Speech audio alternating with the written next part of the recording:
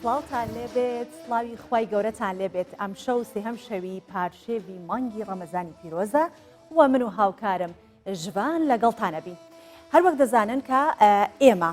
هەوڵی ئەوەمان داوە لە ڕێی کامێرەکانمانەوە شار بە شاری کوردستان ئێوە بەرین لە شەوانی پارشێوی مانگی ڕەمەزانی پیرۆز بۆی بزانین لە شارەکانی دیکەی هەرێمی کوردستان لە پارشێوان چی دەگوزارێت و تا ئەوەنەی ئێوە خەریکی ئامادەکردنی پارشێو دەبن ئێمە لەگەڵتان بەردەوامە بین بۆ ئەوەی کە جوانترین زانیاریەکان و جوانترین بابەتەکانمان بۆتان ئامادە کردووە بۆی پارشێوێکی زۆر خۆش لەگەڵ ئێمە لە بەرنامەی پارشیو بەسەر بێت. ئیشڵڵا هیڤیامەژێوە بێجل دەستپێکی تشتێک هاتە بیرامە سوڤان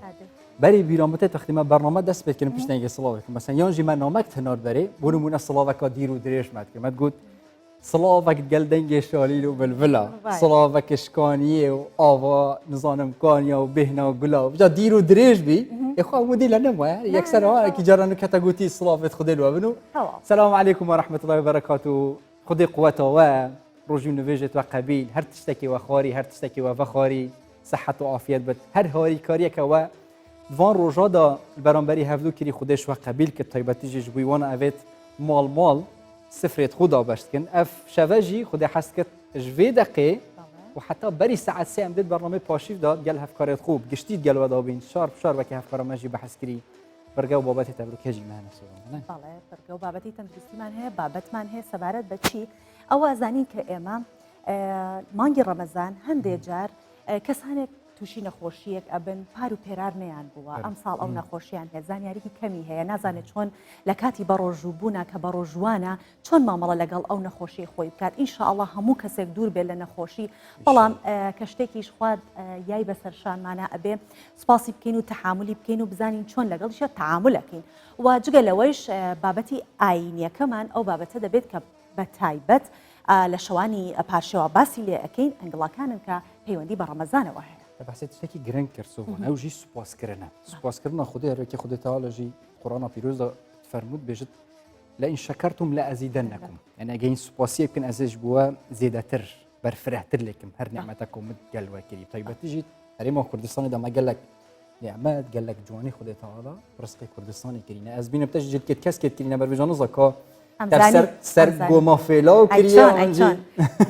ئەمزانی بابەتەکەم چییە و باس لە چی ئەەکەم بۆی ڕەنگی کەسکم هەڵبژاردووە کوردستانی ئێمە ڕەنگینە کوردستانی ئێمە پڕە لە دیمەنی جوان پڕە لە شوێنی گەشتیاری جوان بۆیە لەبەری کە چاوەکانی ئێوە نەوازش پێ بکەین سەرەتا بەوە دەست پێکەین کە پاکێجێکی زۆر جوانمان ئامادە کردو ئەویش لەکۆ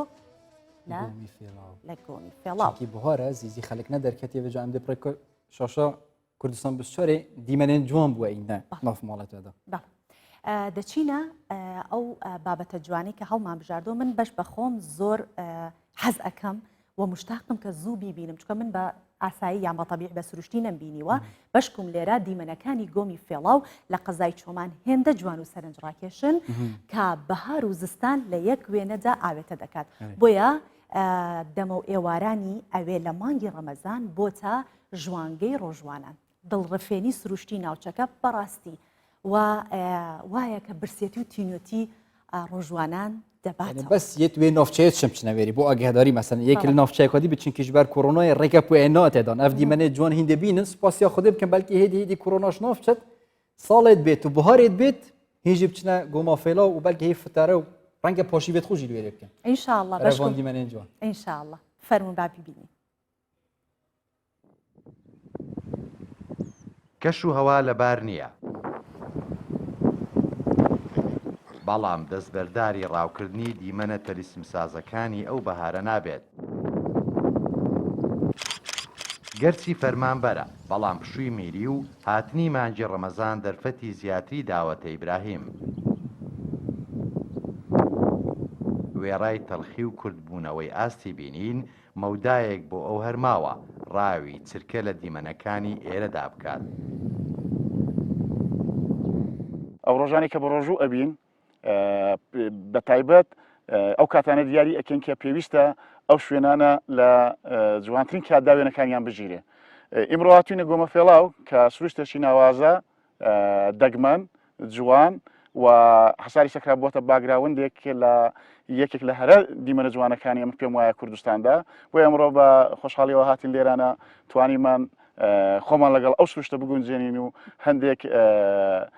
وێنەی نوێی گۆمە فێڵاو تۆمار بکەین. دەمە و ئێوارانی ئێرە جوڵەی تێدەکەوێت. زۆرن ئەو ڕۆژوانانەی بۆ بەسەربردنی کاتەکانیان بۆ بینینی دیمەنە ناوازەکان ڕوو لێرە دەکەن. هەموو گەشتیارێک ئێرە ناپارێزێ. گەشت و گوزاری چۆمان هەوڵی داوە چاودێری پاراستنی ژینگەی گۆمی فێڵاوێ بکات. زۆر گۆممان هەیە لە باڵەکایەتی وەکو گۆمی چلدار، گۆمی بێکۆدیان و هەندێک گۆمی تریش، بەڵام هەڵکەوتووی جوگرافیای گۆمی فێڵا وای کردووە کە گەشتیاران زیاتر ڕوو لێرە بکەن نێزیکە و داوا لە گەشتیارانی خۆشەویست دەکەین سروشتی گۆمی فێڵاو بپارێزن. چونکە ماوەی چەمانگێک کە بەهۆی کەرەنتینەوە سروشتەکە پارێزراو بووە، جوانێکی لە ڕادە بە دەری هەیە، داوا لە گەشتیارانەکەن لە دوای خۆیان پاشماوەکانیان کۆ بکەنەوە فڕێ نەدەن پاکوخانی ئەم شوێنە ڕابگرن.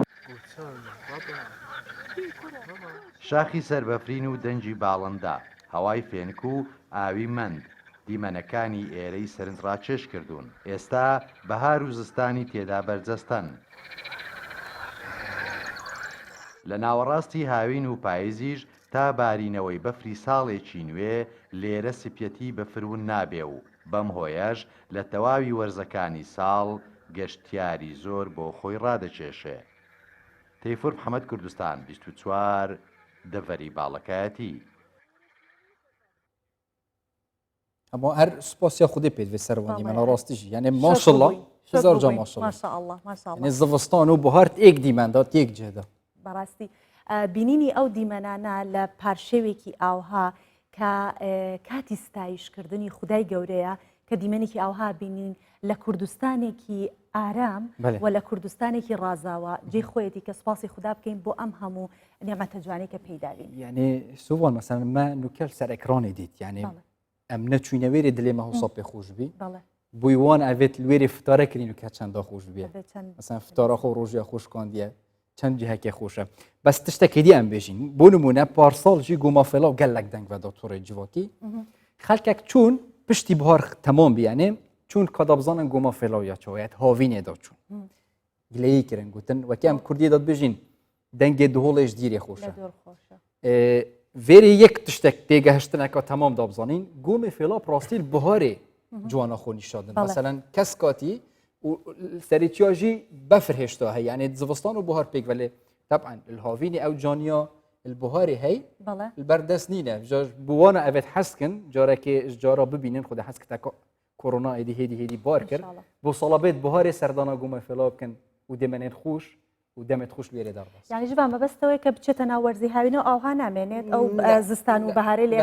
هەر لەم وەرزەیە بەر هەندێکی گەلەکە گلەیت کردن گوتن هۆسانەبی وەکتیمەت وێنا دیتیت ڤیدیۆدا دیتی کەواتە ئێمەش ئەو کاتە هەڵەبژێرین لەو بینەیە چین سەردانێکی پرۆگرامێکیش لێ بکەین vêca em dê nuke derbasî babetê xwe yê giring bîn û birga xwe yekê saetayekî ya paşîva ev şeve û paşîva sê ew jî babetê me ayînî ye girêdayî babetê evrûke jî taybetî jî me babetekê giring dane erk û berpirsiyaretiye rojî gira yani rojî gir çi erkek berpirsiyaretiya ser heye ji bilî rojî girtinê çünkü asıl da rojî girtin xwe erk û farizeyeka îslamiyeka çi erk û farizeyeka de ji bo evrûke jî mamosta Celal Xeylanî mamostayê ayînî û endamê lejna fetwayê jî dêt gelme dabet mamosta Celal hîn gel gel bixêratin û Remezan û pîroz hîn ser serê me hatin شمال حتا ستودیوی ممنونم برای عزیزی زۆر بەخێر هاتی مامۆستا زۆر سپاستان دەکەم مامۆستا تا چەندە گرنگە کە موسڵمان لە کاتی ڕەمەزانیشە ئەوە ببەستێتەوە کە پاراستنی ژینگە وەکو هەر ئەرکێکی ئاینی دیکە هەر وەکو دەزانین خی گەورە دەفەرمێت کە هو الذي جعل لكم الأرض ذلولا فامشوا في مناكبها وكلوا من رزقه وإليه تنشرون إليه النشور بەڵێ لەگەڵ ئەوە بۆمان ڕەبتی کەیت بەڵێ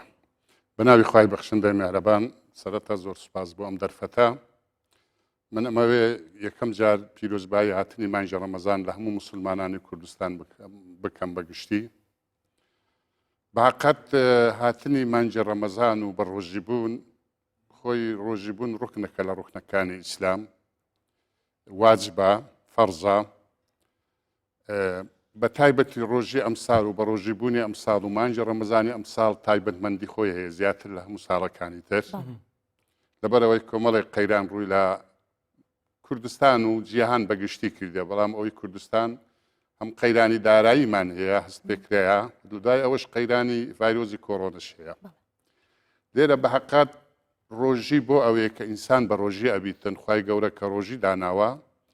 ڕۆژی کۆمەڵێک سوودی هەیە یەکەمیان ڕۆژی بۆ سیحەتی ئینسان دین وا باسەکارێ سوم و تەسیح و ئێوە بە ڕۆژی بن سیحەتتان باشە بیت بەڵام شێوەی بە ڕۆژی بوون چۆنە چونکە زۆر خەڵک هەیە لە مسلمانان بە ڕۆژی ئەبی بەڵام بەداخەوە کە بە ڕۆژی ئەبی شێوەی بە ڕۆژی بوونەکەی لە جێی خۆی نییە لەسەر ئەوەی کە ئیسلام داینەوە ئەو بەرنامە ئیسلام بۆ ڕۆژی داناوە نیزامی بۆ داناوە سیستەمەکە بە پێی سیستەمەکە بە ڕۆژی نابی هەر مرۆڤێک کە بە ڕۆژی ئەبیتن طبعا ڕۆژی بۆ ئەوەیە کە ئینسان بە ڕۆژی ئەبی دو ئەوەیە ئەوەل جار تو نەفسی خۆت بشتێنی بەو ڕۆژیە ڕۆژی بۆ ئەوەیە کە ئینسان لە کاتی کە بە ڕۆژی ئەبی یەک لە سیفەتەکانی مەلایکەتان هەرەگری چکە مەلایکەت خوارن و خواردنەوەیان نیە ئینسان ئەو سیفەتە هەرەگری ڕۆژی بۆ ئەوەیە کە ئەتوو بە ڕۆژی ئەبی بە واستەی ڕۆژەکەی هەست بکەی بە هەبوون و نەبوون برسیاتی و تێری یعنی چونکە ئەو ئینسانێک کە بە ڕۆژێ بی چ دەوڵەمەند بی چ فەقیر بی قیمەتی برسیاتی ئەزانیتن کە لە کاتی بە ڕۆژی ئەبیتن وە لە هەمان کاتیشدا ڕۆژی عەدالەتشی تەواویشی تێدا هەیە چونکە ئەو کەسانێک کە بە ڕۆژی ئەبن هەموو پێکەوە قەدەغا ئەبن لە خواردن و خواردنەوە بە هەمان شێوە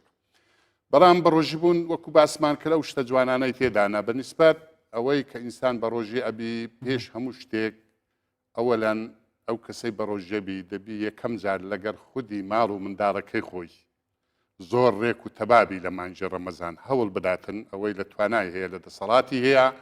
ماڵ و منداری خۆ لە مانجی ڕەمەزان زۆر زۆر دڵخۆش بکە ئەوە دینی ئیسلام و ئەمرەکە خاڵی دوام ئەو کەسەی کە بە ڕۆژی ئەبی هەوڵیش بداتن بە پێی ئیمکانیەت و بە پێی توانا و بە پێی دەسەڵاتی خۆی جیرانی دەوروبەری خەڵکی گەڕەشێ ئەوانەی کەیان ناسی خزم و عشیرەت و ئەوانەی ئەگەر وەزعیان باش نەبی ئەو ئینسانەش خوا پێدایبی تۆزێک وەزعی باشبی هەوڵ بدا ئەو خەڵکانە بەقەدەر توانە یارمەتیان بدا بەڵێ مامۆستا با ئێستا بابەتەکەمان وای لێ بکەین کە بیبەستینەوە بەوەی کە ئەرکی مسلمان و بە ڕۆژوان بە تایبەتی لە مانگی ڕەمەزانە بەرامبەر بەم ژینگە جوانەی کە هەمانە چییە؟ اینجا دێمە سە خاڵی ژینگەش ئەما یەکە بەدوای ئەوەی خاڵی ژینگە بەخۆی ژینگە پارێزی ئەمە نەک هە لە ڕەمەزانە و لە مانجی ڕەمەزانە ژینگە پارێزی ئەوە واجبێ کە چووکە دین عیبارەتە لە نەزافەت و لە پاک و خاوینی ئەدین و ئەنەزافە دین عیبارەتە لە پاک و خاوینی ئێمەی مسلمان ئێمەی زانای دینی کە شەریعەتی ئیسلام ئەخوینین یەکەم فەسڵ یەکەم باب کە لە شەریعەتی ئیسلام دەست پێ ئەکا کتاب التەهارەی پێیارێن یعنی ئەو کتابەی باسی پاک و خاوینیەکە لە پێش کتاب و سەڵاتە لە پێش کتاب و زەکاتە لە پێش کتاب و سەوما یعنی سەرەتا لە تەهارەتەوە دەست پێ ئەکاتن پاک و خاوینی هەتات و پاک و خاوین نەبی دروستنیە نوێژێش بکەیت تات و پاک و خاوین نەبی دروست نییە ڕۆژیش بگری تا پاک و خاوین نەبی هیچ ئەرکانەشی ئیسلامەتی لێتبڵ نابی کەواتە پاک و خاوینی لە سدێ لە ژینگە و ژینگە پارێزی یعنی ژینگە پارێزی ئێمە غەیری ئەوەی کە ئیسلام زۆر داوای لە ئێمە کردێ کە ئەمە ژینگە پارێزی بکەین بەڵام بە تەجربەی خۆشمان ئەوەی کە لە بەرچاومانە هەرچ نەبی لە بڵاوبوونەوەی ڤایرۆزی کۆڕۆنا بۆمان ئیسپات بوو کە ژینگە پارێزی پاک و خاوینی چەند دەوری هەیە ئێستا سیحەی عالەمی لە هەموو دەوڵەتەکان لە جیهان سەر تاسەری جیهان هەموو داوات لێ ئەکا ئەرێ کاکە پاک بە خاوین بە ئیسلام و غەیرە ئیسلام یعنی کەواتە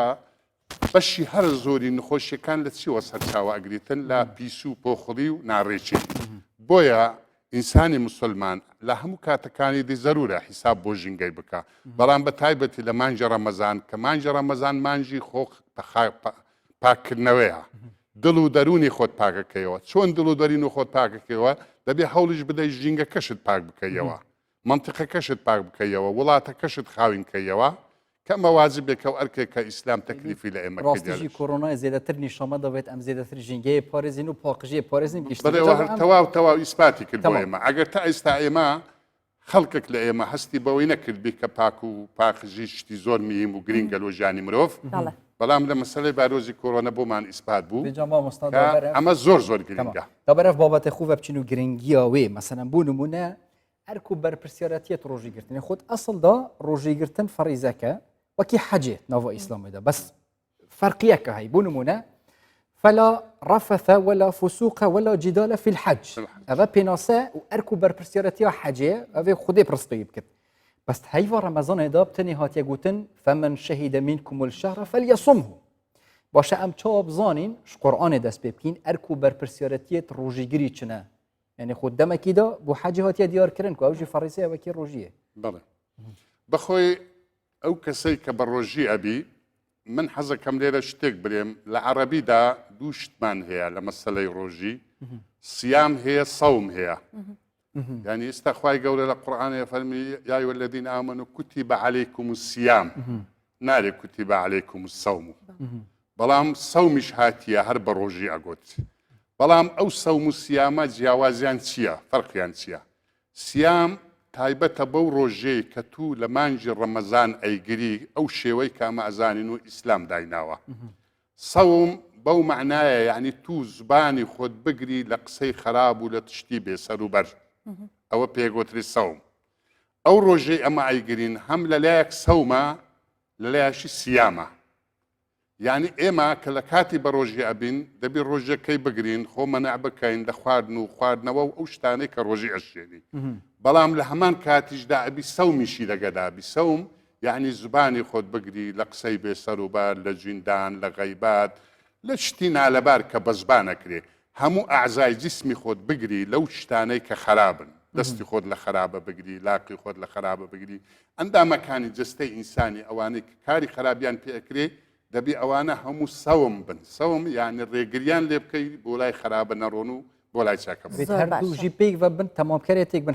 تەمامکارێک دیکەنە بەڵێ سیام بە تەنها سەومیش بە تەنها باش نیە سیام و سەومی تێک هەڵ بکە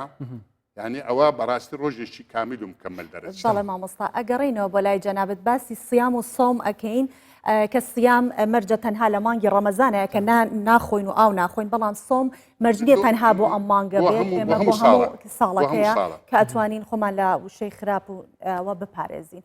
دەچینە سلێمانی مامۆستا جەنابیشتە لەگەڵمان بە کە دەچینە سلێمانی وا لەوێ پەیامنێرمان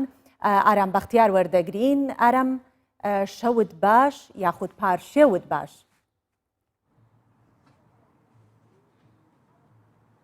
بەڵێ ئەم کاتتان باش لە سلێمانیم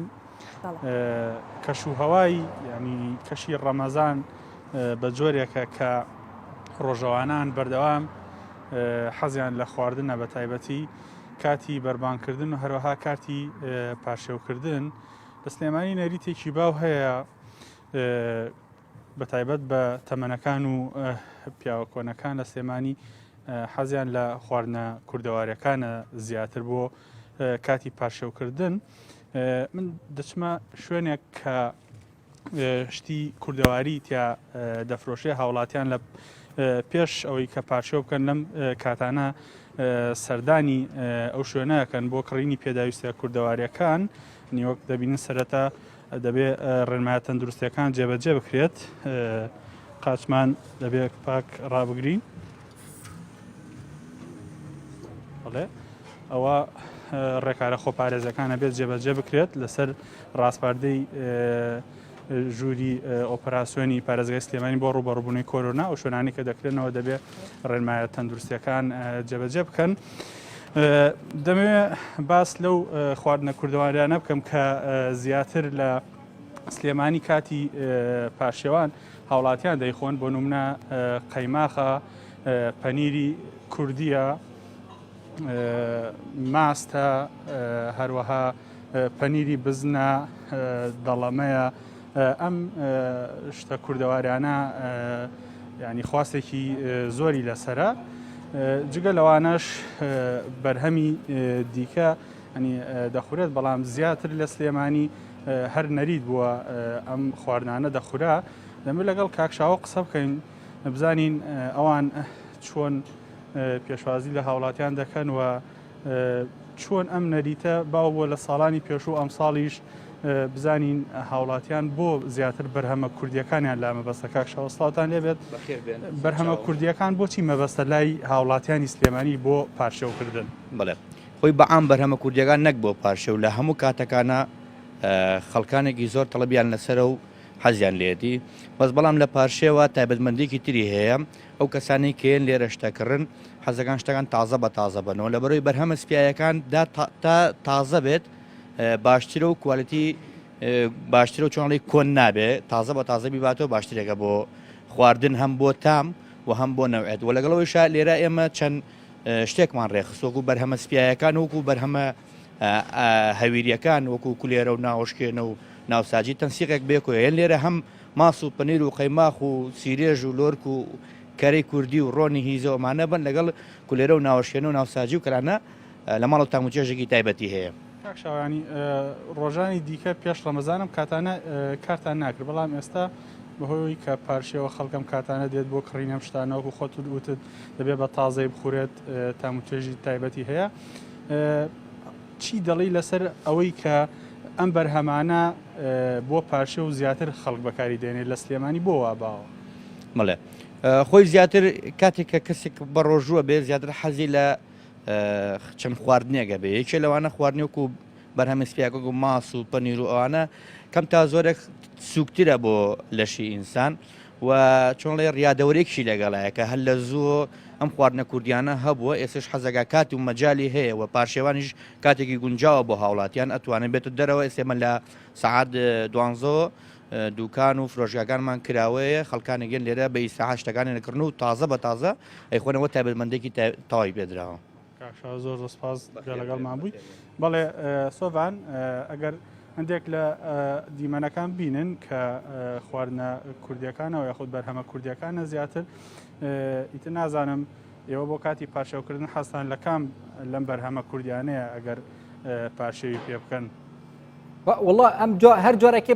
شکلێکیتکین ڕاستی دیهی ببخۆ هێکێت کەلان دێت خوارین بەس ئارام بەری تو خۆترە خۆش مەبخوازی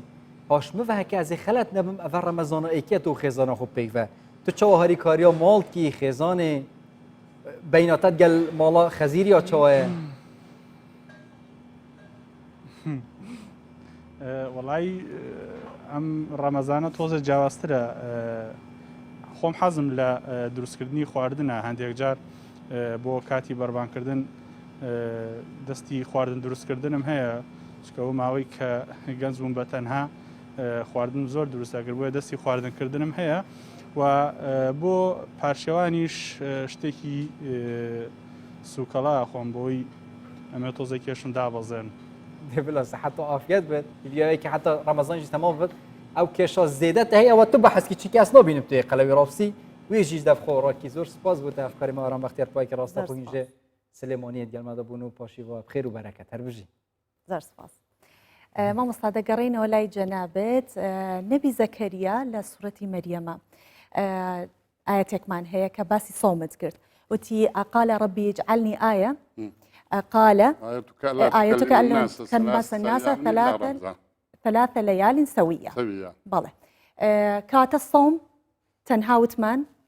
صيام بو خواردن و خواردنەوەیە والصوم بۆ قسەکردن و تەنانەت ڕەفتارەکانیش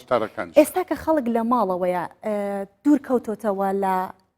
چواردەورەکەی کەمتر ئەکرێتە زەم و قسەکردن و ئەوە ئەگەر بکرێت زیاتر ئەگرنگی بۆ بایەخە بدەین چۆن ئەم کاتانی خۆمان وا بەسەر بەرین کە بە زیکردکردن بێت بە سەوم بین لە قسەکردن بەخۆی حکمەتی ڕۆژی گەلێک زۆرن ئینسان کە بە ڕۆژی ئەبی خوای گەورە تەکلیفی ئینسانی کردووە بە ڕۆژی بیتن خۆ یعنی ڕۆژی بەنسبەت خوا چ ئەوەی نییە بیستفادە لە ڕۆژی ئێمە بکە ڕۆژی هەمووی سوودەکانی بۆ خۆمانن یەک لە سوودەکانی ڕۆژی ئەوەیە کە لایانی تۆبی هەمومان ئەزانین ئینسان کە ساڵ 12 مانگ مەعیدەی ئینسانی لە کارە و لە ئیشکردنە و لە گەردایە بەڵام ئەگە مانجێک تۆزێک پشوێک وەرگریتن ئەمە شتێکی زۆر زۆر مهمە حتا مەسلەی ڕۆژی حەزەکەم ئەوە بڵێن ڕۆژی شتێک بووە کەلتورێک بووە نەک هەلە ئیسلام هەبی لە هەموو دینەکان هەبووە هەتا لەو شوێنانەی کە دینیشی پێنەگەیە ڕۆژی هەبووە یعنی ڕۆژی بووە ئەوەی شتێک بووە خەڵک ماوەیەک خۆی منع کردە و قەدەغە کردە لە مەوادی غیزایی و خواردن و ئەوانە بۆ ئەوەی بە کە ئیسیفادە بە لە شەکەی بگا بە جسمەکەی بگا حتا ئەوانەی دینیشان نەگەیشتنی هەتا لە زۆری علمی ئەوان ئەرێتن کە حیواناتیش ئاژەڵیش ڕۆژی هەیە ئەویش ڕۆژی هەیە بەعزێک وەخت خۆی منعکا لە خواردن و ئیجا هەیە زۆرەوە هەیە کەمە هەر ئاژەڵێک بە شێوەیەک یعنی ڕۆژی بوونی خۆی هەیە حتا ژیا و گۆل بە ڕۆژی بوونی هەیە ئەگە تەماشا بکەیت لە زستانە جیا گەشە ناکە وەکو برێ غیزا وەرناگریتن وەکو بە ڕۆژی بیوایە کە بەهار داهات وەکو ڕەمەزان تەواو ببیتن بیبی بەژێژنە خواردن بخوا غیزا وەرگریتن مەسەلاوێ مەسلەی ڕۆژی شتێکە کە خوای گەورە بۆ ئینسانی داناوە هەمووی لە مەسلحەتی ئینسانە ئەوەی کە جەنابی شتەرێ بە نیسبەت ئەم ساڵ ڕەمەزانی ئەو ساڵ تایبەتمەندی خۆی هەیە لە چەند ڕوێکەوە یەک لە ڕوەکان ئەوەیە کەمە ئێستا بە پێی ڕێنماییەکانی تەندروستیوە بەڕاستی من لێرەشەوە حەزەکەم داوا لە هەموو مسلمانان بکەین جارێکی دیکە یعنی پابند بن بە ڕێنماییەکانی تەندروستی ئەو ڕێنمانەیە کە ئەداتن لە مەسلەی هاتوچۆ لە مەسلەی بەریەککەوتن لە مەسلەی قەڵەبارغی لە مەسلەی فڵان چونکە ئێمەی مسلمان ئیسلام کە بۆ ئێمە هاتیە ئیسلام ئەفەرمی فەسئەل بهی خەبیرە تو لە هەر ڕووداوێک چێ خەبیرە و پسپۆری ئیشەکەیە بڕۆ سوال لەوی بکە معلومات لەی وەرگرە نابی ئێستا من دامەلابم و دین بزانم بەڵام لە مەسلەی تۆب و تەندروستی من هیچ نازانم کە دکتۆرە بەڕێزەکان وزارەتی سیحەی ئێمە بە ئێمە برێکا کە خۆ پارێزی بکەن قەڵەبارغی دروست مەکان لە ماڵەوە دانیشن دیارە ئەو عیلمە لای ئەوانە پێویستە ئێمە ئیلتیزامی پێوە بکەین 100% نەک 100%. بۆیە ئێستا ئەمە کە لە ماڵین و لەو کات و ساتەکە ئەو ڤایرۆزە لە ئارادایە ئەو خەڵکەی کە لە مارەوەیە خۆی مەشغول بە کافرستێشی باشە لە دەستی نەسی ڕۆژەکە لەولادانێ ڕۆژیت ئەگری بەڵام غەیر ڕۆژەکە خەڵک لە مارەوە خەریشی چی بیتن خەریشی قورئان خوێندن بی خەریشی زیکر بی خەریشی مراجعەکردنەوەی خۆی بی هەتا ئەو کەسانێک کە قەڵەم ڕەنجینن بتوانن لەو کات و ساتەیدا بەڕاستی شت بنووسن ئەودا شتی مێژووی ئەنووسن لەسەر دین ئەنووسن لەسەر هەر بابەتێک لە چ بابەتێک پسپۆرە شت بنووسیەوە دەرفەتێکە هەموو کاتێکەوە ڕێک ناکەوی بۆ مرۆڤ مامۆستا جەلال یەکش ئەرک و بەرپرسیارەتیت ڕۆژیگیری نوێژە جەماعەتە تایبەتیژی مەزگەفتێش بووی زەڵامە زێدەتر دیڤڕۆژ بووی ژنە ئەف ساڵەژی وە هین وەک ئەندامی لە ژنەوە فتوای ئەس بەحەس بکەم وە فتووا کە گەلەکە مازن یا بزەحمەت داژبووی مسلمانە ئەوژی دەرگێت مزگەفتە بگرتی بمینن هین نوکە البەرامبەری فتوایەکە ماسترن و دەرگێت مزگەفتە دیسە بێنەڤەکردن و ئەو ئەرک و بەرپرسیارەتیار سەربوونە بێتە جێبجێکردن مزگەفتە نوکە هین زیدەتر چ کارێکی بکەن ئەو فتوایە دوێ بێتە داینج بووی وەرگرتنەوە و ڤەکردنە دەرگێت مزگەفتە بەڵێ من بۆ ئەوەی ئەو بابەتە وەکو خۆی ڕابگەینن بەڕاستی داخستنی دەرکای مزگەوتەکان لە سەرتاوە طبعاً بە بڕیاری ئەو کاتی برێن ئەنجومەنی باڵای ڕوبەڕووبوونەوەی ڤایرۆزی کۆڕۆنا بوو ینی بریارەکە لە لای ئێوان دەرسوو کە بریارەکە دەرسوو ئێمەش هەم لە فتواوە هەموو زانایەکانی کوردستان پابند بووین بەو بریارەیە و پێشمان بریارێکی لە جێی خۆیە بوو دوای ئەوەی مزگەوتیش بە نیسبەت ئێمە من حەزەکەم ئەو خاڵە برێم مزگەوت قودسیەتی مزگەوت زۆرە ینی مزگەوت مەسەلەکە هەردینی نییە بۆ ئێمەی کورد مزگەوت بە حقەت مەڵبەندێکە مرکزێکە گەورەترین مرکزە لە کوردستان چونکە ئێمە وێڕای ئەوەی کە لە ناو مزگەوت دین و عیبادەت ئەکەین بەڵام ئێمە هەموو قەرداری مزگەوتین وەکو کورد یعنی کاتی خۆی لە شۆڕەشایەک لە دوای یەکەکان پێشمەرگە کە لەو شاخانە بووە شوێنی حەوانەوەی شوێنی دانیشتن و نووسون و هەستانی هەمووی لە ناو مزگەوتەکان بووە ینی مزگەوت وەکو باڵگای پێشمەرگەش بووە بەڕاستی شۆڕەشەکان لە ناو مزگەوتی کراینە مزگەوت مرکزی ڕۆشنبیری بۆ ینی سەقافی بۆ کاتی خۆیان مزگەوت شوێنی ئیسلاحات و چاکسازی و مەسائلی چارەسەری کۆمەڵایەتی و ئەوانە هەموو لە ناو مزگەوت کرێ ئێمە هەمومان قەرزداری مزگەوتین مەسەلە دینیەکە نە حتا لەو بابەتە دنیایەکەش قەرداری مزگەوت بەڵام کە بڕیارێک لە ئەنجومەنی باڵای ڕوبەڕووبوونەوەی ڤایرۆزی کۆڕۆنە دەرچوو گوتی بابا مزگەوت قەڵەباڵغی دروستە کاتن جمعانەکەن ئێمە ئیلتیزاممان پێوە کردیا تا ئێستا ئەو کاتەی کە ئەم ماوەیە دەنگ و باش دروست بووە ئایا مزگەوتەکان بکرێنەوە نەکرێنەوە چۆن بی چۆن نەبیتن یعنی vêjarîşî bûdana fetwa vekirina dergeha dê çavarê yani jûra operasyona rûbirûbûna چاوەڕێ ژۆرە ئۆپراسیۆنەکەن ئێمە هیندێ دەستپێشخەریەکە لەوێ مزگەوتە کەسێک لەسەر مەسئولیەتی خۆ ئەیکاتەوە ئەمە بابەتێکی دەرە بەڵام وەکو ڕسمی بە بڕیاری ڕسمی ئێمە چاوەڕێی ئۆپراسیۆنی عملیاتی ڤایرۆزی کۆڕۆنەینە کەی ئەوان بە ئێمەیان گوت ئەم ڤایرۆزە مەترسی نمایە ئەتوانن مزگەوت بکەنەوە ئێمە مزگەوتەکەینەوە تا برێن مەترسی لەسەرا بەڕاستی چونکە ئەوان خەبیری ئیشەکەینە تا ئەوان برێن مەترسی هەیە مەش التیزامی پەیوەندیەوە پێکەوە گرێدەوە بەڵێ پێکگرراوە دینی ئیسلامیش مەجالیدایە چونکە من حەزەکەم ئەوەی هەموو مسلمانان تێبگەن لێرەوە ئەوەی ئەمە ئیشمان بە مزگەوتە بۆ سێ شتە بۆ جەماعەت بۆ تەراویح لە مانجە ڕەمەزان بۆ خوتبە مزگەوت بۆ ئەو سێ شتانەیە لای ئێمە مەسەلەی جەماعەت سنەتە بەخۆی یعنی ئەگەر ئینسان جەماعەت بکا خێرێکی گەورەی ئەگاتێ بەڵام ئەگەر نەیکرد گوناحی ناگاتی بەڕز ناتوو لە ماری خۆ نوێژت کرد زۆر ئەتیادیە مەسەلەی تەراویحیش تەراویح خۆی هەر سنەت وایە تو لە ماڵی خۆت بیکەی یعنی نەک لە مزگەوتێ ئەگە بۆت بکرێ نوێژی فەرزت بڕۆ لە مزگەوتێ بکە لەگەر مەلای بەرام تەراویحەکەی خۆت بینەوە لە مارێ بۆ ئەوەی مارەکەشت بێتە شوێنی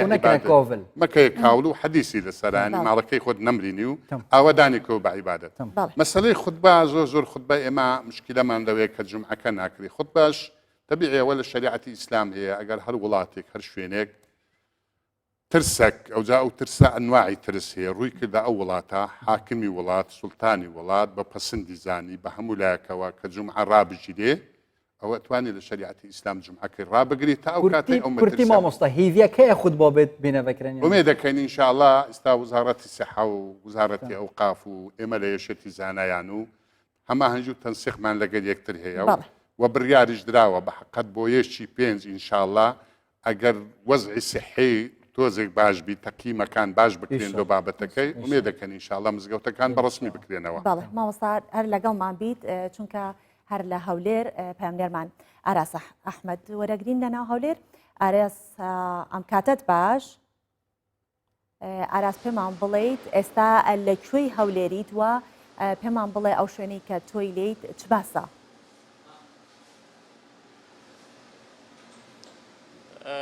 سۆڤان سڵاوتان لێبێت من ئێستا لە بازاری سکانم لەناو بازاری سکان دیارە بە بڕیاری ژووری ئۆپەراسیۆنەکانی پارێزگای هەولێر سەمونخانە و نانەوەخانەکان لە کاتژمێر 12 شت تاوەکو چواری بەرەبەیان بۆ ماوەی 4 کاتژمێر کراوە دەبن بێگومان بە جێبەجێکردنی تەواوی ڕێنمایە تەندروستیەکان ئەوی دەبین ئێستا لێرە کارمەندەکان دەمامک دەستکێش هەروەها سەریشیاندا پۆشراوە ئەمەش بۆ ئەوەیەکەوە دوور بن لە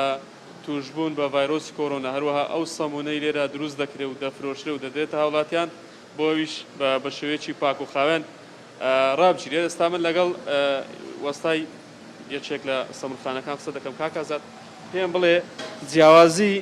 ئیش و کارتان لە ڕەمەزانی ئەمساڵ بەراورد بە ڕەمەزانی ساڵانی ڕابردوو چۆنە خوا بەخێر بێن ناوی شەڵک کە ناوی ساژ بەخێر بێستە چاوم وڵی لەگە ساڵانی داهاتوو زۆر فەرقی هەیە لە قەڵەباڵغیوانە مشتێک کوبرەی قەڵەباڵغی نمایە و دوومەنیش لەبەرە و تەندروستی و نەخۆشی شەڵا چا دەبی فرۆشتان چۆنە وەڵا فرۆشتن لە ناحیە فرۆشتن باش نییە وەڵا بەس بکەین دەبی لەگەر وەزعەکەی بین چەند کەمتان کردوتەوە دروستکردنی سەمونتە ئەمساڵ وەڵی سەتا پێنجی فەرقی کردیە ینی ئەگە من بەخۆم پێشتر 30,000 50,000 وەردەگرت ئشتا ڕۆژی 15,000 وەردەگرم ئەی مەبەستی جێبەجێکردنی ڕێنمایە تەندروستەکان تەندروستی چی پێ وەڵا تژمێت ئەوانەی تەندروستیان گوتیانە دەستکیشە و دەمامکە و کوبرێ سەدرێ ئەوەی تەندروستیەکان و ڕێ لەبەر ڕێمایەکان ئەمەش خزمەتی هاوڵاتیان چ کاتێک دێن بۆی سەمون بکڕنە ئەمساڵ هەیە کاتی پاشی لەوانە حتانی و سەعاتێک خەڵک دی ڕێگە دەدەن ئەگەر هاتووەنی مشتریتان زۆر بە قەرەباڵغی لە بەردەم دوکانەکە وەڵاری وەڵە باش ئێستا نانی ڕێ دەدەن نانی دەگەل هەفتەکەی زۆر فەرقەیە ئەو هەفتەکەی ڕۆی باش نەبوو بەسەوە هەفتەیە باشە حتا شەوێ حتا دەوری سێ و چارەجیش خەڵک لۆ سەمون دێ باشە ڕێگە دەدەن و زۆر باشە ناحەیە کرێکا لێرە ئیش دەکا بە بەردەوام والله ئێستا حالێن ئەمە خۆمان سێنە پێشتر هەشت بووین ینی کرێکاریشتان کەم کردو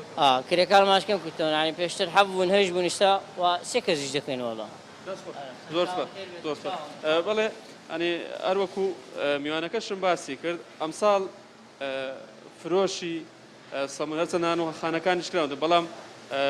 هاوڵاتیان بە ڕێژەیەکی بەرچاو کەم سەردانی نانەوەخانە و سەمونخانەکان دەکەن ئەمەش بەوەیە کە بەشێکی زۆری هاوڵاتیان نایانە دەرەوە بۆیە ینی ئێستا ئەو سەمونخانەی من لێم پێشتر هەشت کرێکاریە بۆ ئەمساڵ تەنها سێ کرێکا لێرە ئیش دەکامیش بەهۆی ئەوەیەکەوە فرۆش کەم بۆتەوە بۆیە خاوەنی سەمونخانەکەش ناچەر بۆ کرێکارەکانیشی کەم کاتەوە هەرچەندە لە مانجی ڕەمەزانیشە ساڵان لە مانجی ڕەمەزان بە ڕێژەیەکی زۆر خوارد لەسەر سەمون خوارد لەسەر هەموو خواردەمەنیەکە بوو بەتایبەت ئەوەی کەوا لە بەربانگی خوڵی لە کاتی پارشێ و ینی هاوڵاتیان زیاتر خواستی لەلایەن هاوڵاتیانەوە خواستی لەسەر بووە تمام ئاراز بەری تو بچی ئەس vê pirsiyarîş te bikim yani ji bilî semûnxana û nanewaxane li îskan çi cihekê diyê vekirî nîne bû nimûne ew xwe projeyê asayî da îskan qerebalix bî beriya serdema korona vêca çima eger remezan bid gele qerebalix bî yani cadeya îskan ya çawa ew te çav dîtî te şeveda û cidaş remezanê derbas bî بەڕاستی ژوان من دەمەوێت ئەو بڵێم هەرچەندە ڕێکارەکانی ژووری ئۆپەراسیۆنی پارێزگای هەولێر هەمووی بە مەبەستی خۆپارێزی هاوڵاتیانە بۆی دوور بن لە توشبوون بە ڤایرۆسی کۆڕۆنا بەڵام وەک ئیسکان باست کرد ینی خۆشت ئاگاداری ئیسکان یەکێکە لە قەرەباڵغترین شەقامەکان نەک لە هەولێر لە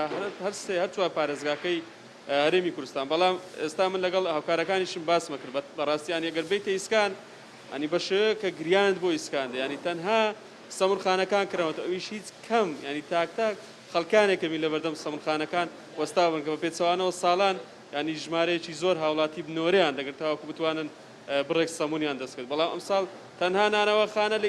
دەبین لە ئێسکان کراوەتەوە جگە لەوەش تەنها ئەمە لێرە بووی تەنها پشیلەمان بینەوە پشیلە ناو ئەجاردە ئیسکان هاتوچۆکە هیچ کەسێش لەناو ئیسکانیت جگە لە پشیلە لەگەڵ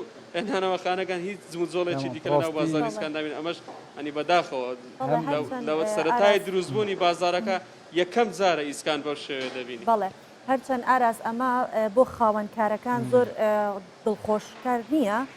ئەم قسەیە بەڵام جێگەی دەستخۆشیە لە هاوڵاتیان کە ئەوە پابندن بە ڕێنمایەکانی تەندروستی و قەدەغی هاتووکیان زۆر بە تەواوەتی جێبەجێ کردووە تەنانەت خەڵکان هەنکە لە پارشەوانە تەنها بەس دڵیان شتی گەرمی ئەوێت و سەمونی گەرمی ئەوێت ئاراز توژی باید 500 سەمونە بکرا و تو خێزانە خۆ پێی بەرم پاشی بە خۆ کون صحت و عافیت زۆر سپاس بێت ئاراز پایکە ڕاستە خێر بمین vegerineve tewerê xwe gel mamosta Celalî mamosta taybetî jî em bû kesê dewlemend vê carê bihes bîn er ku berpirsyaretiya ser musulmanê dewlemend mastera şêhejarî divê alîkariya kirina hejarî bikit eger dewlemendek hebit parekê zêde li berdestî bit û rojîgire û rojiyeka temam girit lê neyê merde se dayîne ser berkê neyê merde yê rezîl e bijît ez alîkariya kesê nakim bila xwedê biditê haşa welîle kesê hosa heta çi rade matirsîl ser heye ku rojyawî neqebîl bit خۆی بە حقەت دینی ئیسلام هەموو ڕوکنەکانی دینی ئیسلام ینی بەرنامەی ئیسلام بۆ چییە؟ ئیسلام کە هاتیە هەمووی بۆ ئەوەی هاتە بۆ خزمەتی مرۆڤایەتی بۆ خزمەتی بەشەریەت هاتووە ینی تو هەرچی ئەەکەی لە ئیسلام هەمووی خزمەتی ئینسانی تێدایە لایەنە دینیەکە و ڕۆژی قیامەت لەوە گەڕێ جا بەڕاستی کەسێک کە بە ڕۆژی ئەبیتن ڕاستە ڕۆژی ئەوە ڕوکنەشی ئیسلامەتیە جێبەجێ ئەکاتن بەڵام ئەگەر لە هەمان کاتیشدا کەسێک وەکو جەنابەت باست کرد ئیمکانیەتی هەبیتن خەڵکەشی هەژار و فەقیر و نەدار لە دەوروبەری بیتن محتاج بی پێویست بی هاوکاری نەکاتن من نارێم بەڕاستی ڕۆژەکەی هەر قبول نابیتن چونکەوە ئەو بریارە خوا داوەکدا قبول یەکات چۆن قبولی ناکاتن بەڵام خۆی لە دینی ئیسلام ینی ئەرکانی ئیسلامەتی تەواوکەری ئەرکانی ئیسلامەتی هەیە مەسەلەن تو نوێژ ئەەکەی نوێژ بۆ چییە؟ خوای گەورە ئەفەرمی ئینە الصەلاتە تەنها عن الفەحشاء والمنکەر ئەبی نوێژ تو لە خەرابەت دوور بخاتەوە تو ئەگەر نوێژت کرد و لە دوای نوێژی حینی خەرابەکەت کرد مانە نوێژەکەی تو قبول نابی بە هیچ ناچی کەسێکیش مەسەلەن کە بەو شێوەی جەنابەت باسەکاتن ئیمکانیەتی هەیە دەسەڵاتی هەیە خەڵکی هەژار لە دەوروبەری خۆ ئەبینی ینی بە هیچ شێوەک لە شێوەکان هاوکاری نەکاتن بەڕاستی ئەوە زۆر زۆر خراپە و من نارم ڕۆژی قبول نابی بەڵام ئەوە حیسابکە گوناحێکی گەورە ئەکات بەڵێ تەنانەت لە ئاەتیشا بە یەدون مەغلول مەغلولات نابی ئینسان دەستی بەسرا و بیتن یعنی ئینسان خی گەورە دائما ئەو کەسانی خۆشەوێن کە بەخشندە بن ئەو کەسانی خۆشەوێن کە سەخی بن ئەو کەسانی خۆشەوێن کە یارمەتی ئینسانی فەقیر و هەژار بدەن ئێستا لە کوردستانی ئێمە بەڕاستی وەکو گوتم ڕەمەزانی ئەو سار تایبەتمەندی هەیە لەگەڵ ڕەمەزانی پاڵ زۆر فەرقی هەیە ئەم سار زۆر زەرورە دەوڵەمەندەکان خۆیان پێدایەکان هیمەت بکەن بەڕاستی ڕۆژی پیاوەتە ڕۆژی هیمەتە ڕۆژی غیرەتە ڕۆژی کوردایەتە ڕۆژی ئینسانیەتە با ئەم شتانە هەموو بینە بەرچاوی خۆ تو لەوەی مەبەستەوە برێ با حکومت بەخێوی بکە مەردەواتی بەری هەر تشتی بەردایەتی بەری هەموو شتێکە بێ وەڵا با حکومت بیداتێ یان یازوو بالله داخوا بیداتێ ئێمە لە جاتی خواگە بیداتی خوا ئەیبینێ چۆن ئەیداتێ حکومەتیش ئەوە هەموو کەس ئەزانی چۆنە و چۆن نییە ئەنفێری وڵاتیژی نەبێژن دیارەوە پشتە حکومەتت درێنە حکومەتێژی ڕاستی حکومەتێژی ڕاستی ئەرکێکی گران سەر حکومەتێ ئەرکێژی جێبجێب کرد بەرامبەری وڵاتیات ئەوەش لە جێ خۆیەتی بەڵام ئێمە قسەمان لەگە خواپیدا و دەوڵەمەندەکانە ئەم ساڵ فەرقی هەیە لەگە ساڵی پار بەڕاستی خەڵکە کەیمەت بکە جاوەی زکاتی هێ زکات ماڵی خوای هەرچی منەتی تێدانیاگە تو بیدەی خەڵکی فەقیر و هەژار و ڕوکنشی ئیسلامەتی جێبەجێیەکەی بەڵام هەر بە زکات لێ نەگەڕی غەیری زکات هەندێک لە ماڵی خۆشت سەدەقە بکات بیکەی بە سەدەقە ئەوە گرینگە وەلەو بشقی تەمرە وەلەو بشقی تەمرە یعنی بەقەدەر توانەوە ئیمکانیەتی خۆت ینی هاوکاری خەڵکەکەی بکەی ئەوە قۆناغێکی زۆر زۆر گرینگە مێژوەشی زۆر زۆر گەورەیە بەڕاستی ئێمە هەمومان هەستەکەن لە ماوەی ئەو دوومانگانە خەڵکشی هەژار و فەقیر کاری ڕۆژانەی ژیانی لەسەر کاری ڕۆژانە بووە ئەو دوومانگە ئیشی نەکردووە یان کابرا هەیە شاگرد بووە لە لای کەسی ئیشی کردیا ئێستا ئیشەکە نماوە دوومانگە هیچی نهاتوتە دەست بۆیە داوا ئەەکەین مەسەلەن لەو کەسانێک کە کەسێک لایەن عەمەلە بووە یان شاگرد بووە یان حەڕەز بووە لەو ماوەی ئیشەکە نماوە هەل لە ڕێی خوای با مەعاشی مانگەشی ئەو هافی سەبیلی الله بیداتی ینی ئەوە زۆر زۆر شتێکی گەورەیە زۆر ئینسانیەتە زۆر زۆر خێرەشی گەورەیە بەڕاستی سەدەقەش لە مانجە ڕەمەزانەی لە هەموو سەدەقەکان گەورەترە پێغەمبەر سەلامی خوای لەسەر بێ فەرمێ ئەفضل الصەدەقەتی صەدەقەة فی ڕەمەضان سەدەقە هەمووی گەورەیە چاکە بەڵام ئەو چاکەی لە مانجە ڕەمەزانەیەکەی لە هەموو چاکەکانی دیکە گەورەترە بۆیە ینی زەرورەتە بەڕاستی دینیش تەکلیفمان لێەکە لەو ناوە قۆناغانە ئێمە هاوکاری یەکتر بین بیر لە هیچ نەکەینەوە ئەوە وا ئەوە بۆ وا بوو ئەوە بۆ وای کرد من وای ناکەم من ئەوە چونکە ئینسانێک ئیدفعوا البەلاء بالصەدەقەة یعنی ئیسلام داوامان لێکە ئەگەرێ بەڵایەکتان لۆ هات بەچ پێشوازی بەڵایەکەن وەکو ئەو بەڵای کۆڕۆنەی لۆ مەهاتی ئەوە بە سیلاح و بە چەک و بە نەوەویش پێشوازی ناتوانانی ئەوەی بکەیت لای ببەیت ئەوەی ئیسلام ئێمەی فێر کردوونە ئەو جوورە بەڵیانە کە هاتن ئیدفعوا البەلاء بالصەدەقە سەدەقە بکەن ئەوجا سەدەقە ئەوەی ماڵی هەیە بداتە خەڵکی ئەوەی ئەوێ نانی بکەتە خێر نانی بکەتە خێر بەقەدەر ئیمکانیەت پانایخۆی سەدەقە لەم قۆناغەی زۆر زۆر گرینگە دەفعبوونی بەڵایەکەش بە پێی فەرمودەکانی پێغەمبەر و ئیسلام هەل لە ڕێی سەدەقەوە ئەبیتن ئینشاءالله بەڵێ مامۆستا ڕەمەزان و ڕۆژوگرتن جگە لەوەی کە ئەرکێکی ئاینیە لە ڕووی مرۆڤایەتیەوە چۆن لێی دەڕوانن طبعا ئەرکە ئاینێکی لەو لایدانەی لە ڕووی مرۆڤایەتیشەوە وەکو برێن ڕەمەزان بە ڕۆژی بوون طبعا مانجی ڕەمەزان بۆ ئەوەلەن حەزەکەم ئەو نقطەی بەحث بکەم بۆ خوای گەورە بە ڕۆژی بوونی لەو مانگەدانەیە کە مانجی ڕەمەزانە چونکە کۆمەڵێک مانجی دیهەنە شەوال هەیە زولحەجات یازدە هەیبێت هەین و ئەوژی بۆ مانجی ڕەمەزاندن مانجی ڕەمەزان تایبەتمەندی خۆی هەیە لە ئیسلام یەکەمیان ئەوەیە قورئان لە مانجی ڕەمەزان بۆ پێغەمبەری دابەزی سەلامی خوای لەسەربی و مێژووی ئیسلام سەرکەوتنین لە مێژووی ئیسلام بەشی هەرە زۆری لە مانجی ڕەمەزان تۆمار کراوە مەسەلەن بۆ نمونە یەکەم شەڕی مسلمانان لەگەر مشریک و بێباوڕەکان کە شەڕی بەدر بوو سەرکەوتنیشی زۆر گەوریانی نا بەسەر مشریکەکان لە حەفتەی مانجی ڕەمەزان بوو فەتحی مەکە کە مەکە کەتەوە دەست مسلمانە و کەعبە ڕزگار کرا لە 20 مانجی ڕەمەزان بووە پێغەمبەر سەلامی خوای لەسەربی کە لە شەڕی تەبوو گەڕایەوە هەر هەموو دوورگەی عەرەبی سەریان دانواند و بۆ ئیسلام و بۆ پێغەمبەر ئەوە لە مانجی ڕەمەزان بووە کاتی خۆی کا فەتحی بیلادی ئەندەلوس کرا بە قیادەی تاریقی کوری زیاد و ئەوانە ئەوە هەمووی لە مانجی ڕەمەزان بووە یعنی مانجی ڕەمەزان کەفتنێت پیرۆز کارە پیرۆزەکان بە زۆری لە مانجی ڕەمەزان بووە بۆیە ئەو ئینسانەی کە لە مانجی ڕەمەزان بە ڕۆژی ئەبیتن وێ ڕای ئەرکە دینیەکەی هەتا ئەرکە تاریخەکەی ئەو شتانەشی بخوینەوە ئەمەش هەر خۆی لە خۆیدا یعنی واتە ئەرکی مرۆڤەتی زیاتر و زیاترە کات وەک لە پێش زیاترە کاتن ئەوەیە یعنی چکە مەسەلەکە هەر ڕۆژەکەین یعنی ئەو بابەتانش تێدا باش ئێکش ئەرک و بەرپرسیارەتی ئەس بێجارێ بەحسا دایک و بابە بکەم چونکی ئەرک و بەرپرسیارەتی تایبەتیش لە هێوا ڕەمەزانەدا قورستر و گرانترە بۆ نمونە دایک و باب یهەی زارۆکێ وانە یە مەزم بی مەسەلەن تەمەنی ڕۆژیگرتنیە بەس ڕۆژیان ناگرێت ڕۆژیان ناگرێت هەر ئەگەرەکە هەبێت بۆ نمونە هێشتا ئەو زەوقەنینە ئەو تێگەهشتنە نینە دایک و بابش دەبێژێت دێچێبێت دێچێبێت جارێ ئەو گونەها ویل سەر مەحسێب نینە دێ چەند ساڵێکی دیشنیکا گرێت گونەها ڕۆژی نەگرتنە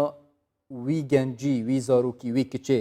دێر سەر دایک و باباژی حسێب بت ئەو ئەرک و بەرپرسیارەتیان سەر دایک و بابا جێبجێ نەکردی یان ژی بتەنێ سەر وی زارۆکیەک و ڕۆژیا خۆ نەگرتی بڵێ خۆی دایک و باب بەنسبەت ئەولادی خۆیان کچە کوڕە هەرچی هەیە تا ئەو کاتەی ئەو ئەولاداگاتە حەدی ڕۆشت وەکو ئەگاتە ئەوەی تەمیز بکە و تێگەیشتنی تەواوی خۆی دایک و باب مکەلەفن بەوەی کە هەوڵ بدەن ئەو مندارەی بێخنە سەرێزکەشی ڕاست لە ئیسلام لە ئەخلاق لە شتی کار لە ئیشی باش بەنسبەت واجباتی دینی تەبعەن بەنسبەت ڕۆژارێ لەو کاتەی تەکلیف لە منداری ئەکرێ بە ڕۆژیبی کە بتوانانی توانای ڕۆژی گرتنی هەیە نوێژ نوێژ ئەرێ لە 7 ساڵی ئەمری پێ بکە و لە 10 ساڵی ئەگەنەی لێ بدەوە خاصە نوێژ ئەوە جدایە بەڵام ڕۆژی بە پێی تااقەتی ئەو منداڕەیە ئەگەر حتا نەش گەیشت بیتە حەدی ڕژد و بلوغ و ئەوانە 14 ساڵیش نەبی کەزانێت ئەتوانی ڕۆژی بگری دایک و با پێویستە لە سەریان هەوڵ بدەن ئەو مندارە بە ڕۆژی ببی مەسەلە چیە خۆ ڕۆژێکە لەو کاتی لەسەریش واجب نییە بەڵام بۆ ئەوەی ئەو مندارە ڕابێ کە سبەینێ گەورە بوو هاتە حەدی ئەوەی ڕۆژی لەسەر واجب ببی ڕۆژەکەی دیتبی و ڕاهات بینیشەکە وەکو تەمرینێک بیتن لەسەر ئەوە لەسەر دایک و بابا واجبە ئەگەر نەیان کرد دایک و باب ئیهمالیان کرد بەڕاستی بەشدارن لە گوناحی ئەو منداڵی بۆ نمونە گەلە جۆڕۆژی بێشتی بگرێ حتا نەخۆشی حتا بخۆشی مەسەن دایک و باب بێژێت نێ ئەزمانێ مەس پیبی پێوە دەست و پێتمە سپیبین پێوە لێ ناگرێت وێ گافکێ دایک و باب گوناهکارن نابن لەو کاتەی وەکو گوتم ئەوەندەی لە سەریانە نەسیحەتیکەن ئامۆژگاریکەن ئەگە بکری خۆشی جار و بارە لێ حادثکەن زۆری لێ تکرارکەنەوە زۆر مسر بن لەسەری بگرە و بگرا ینی ئاخی دەرەجە هەوڵدەن ئەگە هەر نەیگرت دایک و باب هیچ گوناهی بەس تێک چوونە خێزانێ ناشێت مەسەن دەرکردنە یۆنژی ناکرێت و برێ وڵات و ڕۆژێ نەگری لە مارێت دەرەکەم چکەوەی دەرەکەی مشینە کاری خەراتر بکە وردە لەگەری بڕۆ ئەگە ئەو ساڵیشی نەگرت ساڵەکە دی ساڵەکە دی هەتا ئەگەتە ئەو حەدەی کە خۆی بڕیار لەخۆ ئەداتن ئەو کاتی مەسئولیت لەسەر دایک و باب نامێنی بەڵام نابی وازی لێ بینی یەک جارە تو گوتت ڕۆژێ بگرە نەیگرت و هیچی دی پێ نەرێ بەڵکە ئەو جارە بەگوێت ناکە زارێکی تر بە دووادار بچێت تاخیری مامۆستا ئەس داوای پرسیار بکەم تایبەتیژی گرێدای پێغەمبەری سەڵاو سەر بن ئەرک و بە بەرپرسیارەتی سەر ملێت پێغەمبەری سەڵاو سەر بن گەلک بینە هەیڤە ڕەمەزانێدا زێدەتر بینە یان ژیڤێ جارێ پێغەمبەر سەڵاو سەر بن ژیانە خوڤە و گرێدانە ماڵ و مزگەفتی بە زێدەتریە مژیل بیە پێغەمبەر سەلامی خوای لەسەر بیتن طبعا پێغەمبەر عەلەیهی سەڵات وسەلام قایدی ئیسلام و سەرکردەی هەموو ئیسلام بووە و مؤسیسی دەوڵەتی ئیسلامیش بووە جا بیر لەوەی بکەینەوە مەسەلەن کەسێک قیادەی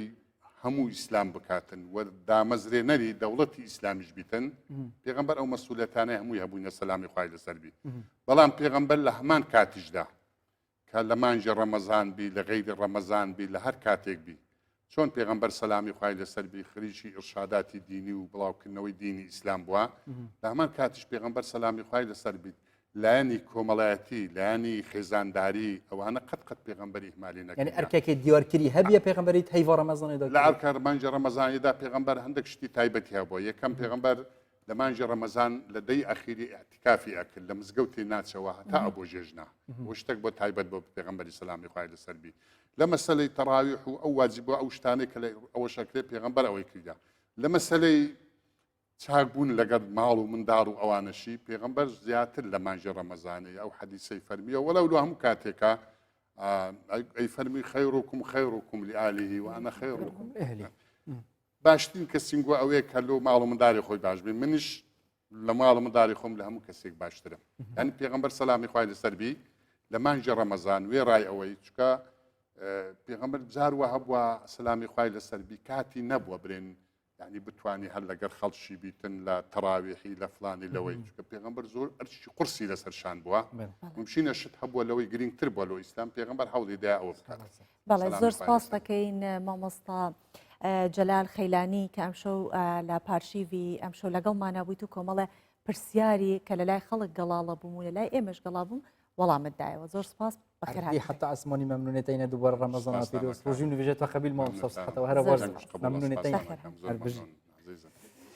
بجا ام دانو که برف دهوکی وبچین سلام زانی کال دهوکی آچوه بازار دهوکی برف هفکاری خو مسعود محمدی وبچین با که راسته خودش دهوکی دیال ما داد مسعود افدمت باش تایبتیجی و کی از پشتت بینم جادت خالی نه افدیمنش عالیه کی و دل مروی نه خوشت کس عالیه و کیف مرویت اینت تایبتیجی از بحث روشا دهوکی کمو اگر تو زانیاریا بدیامت تایبتیجی او کست بریندار بی پشتی سرکفتنال سر کرونا اینو کن روشوانا چوه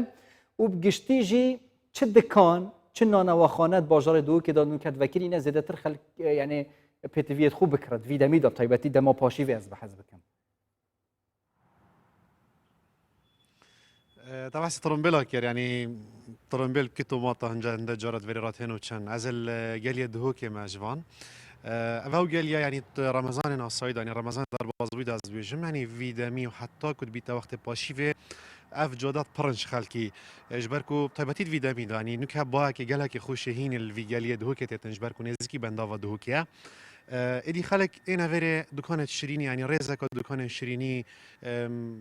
دو درمي وتشتوص يعني كندا كوشكل فيري خارنت كردواري تشت كان جبر فيجاني رمضان در بازبويدا فيدامي داختم تاتينا فيري خلق كي زور الفارا بوله جبركو قدغه هات نوچونه هنو كدا طيبتي جبر مطرسين فيروس كورونا وقت تبيني يعني جوان جادات خالي نافت هنو تشنجي يان هزت امنينه يان اون كوافن خديكار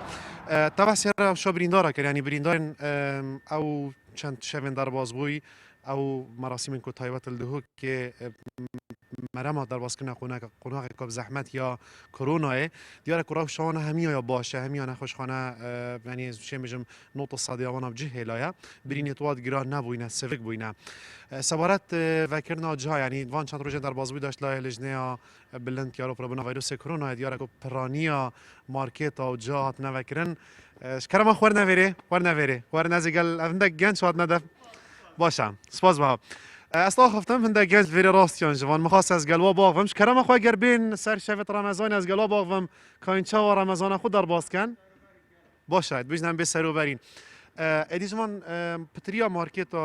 وکری نتروجه یعنی همی جهاتی نوکرنه لی مرج لگوری هندک مرج جهاتی نوکرنه دویت هم مرجن تندرستی تدا بناب بجهینان هم جی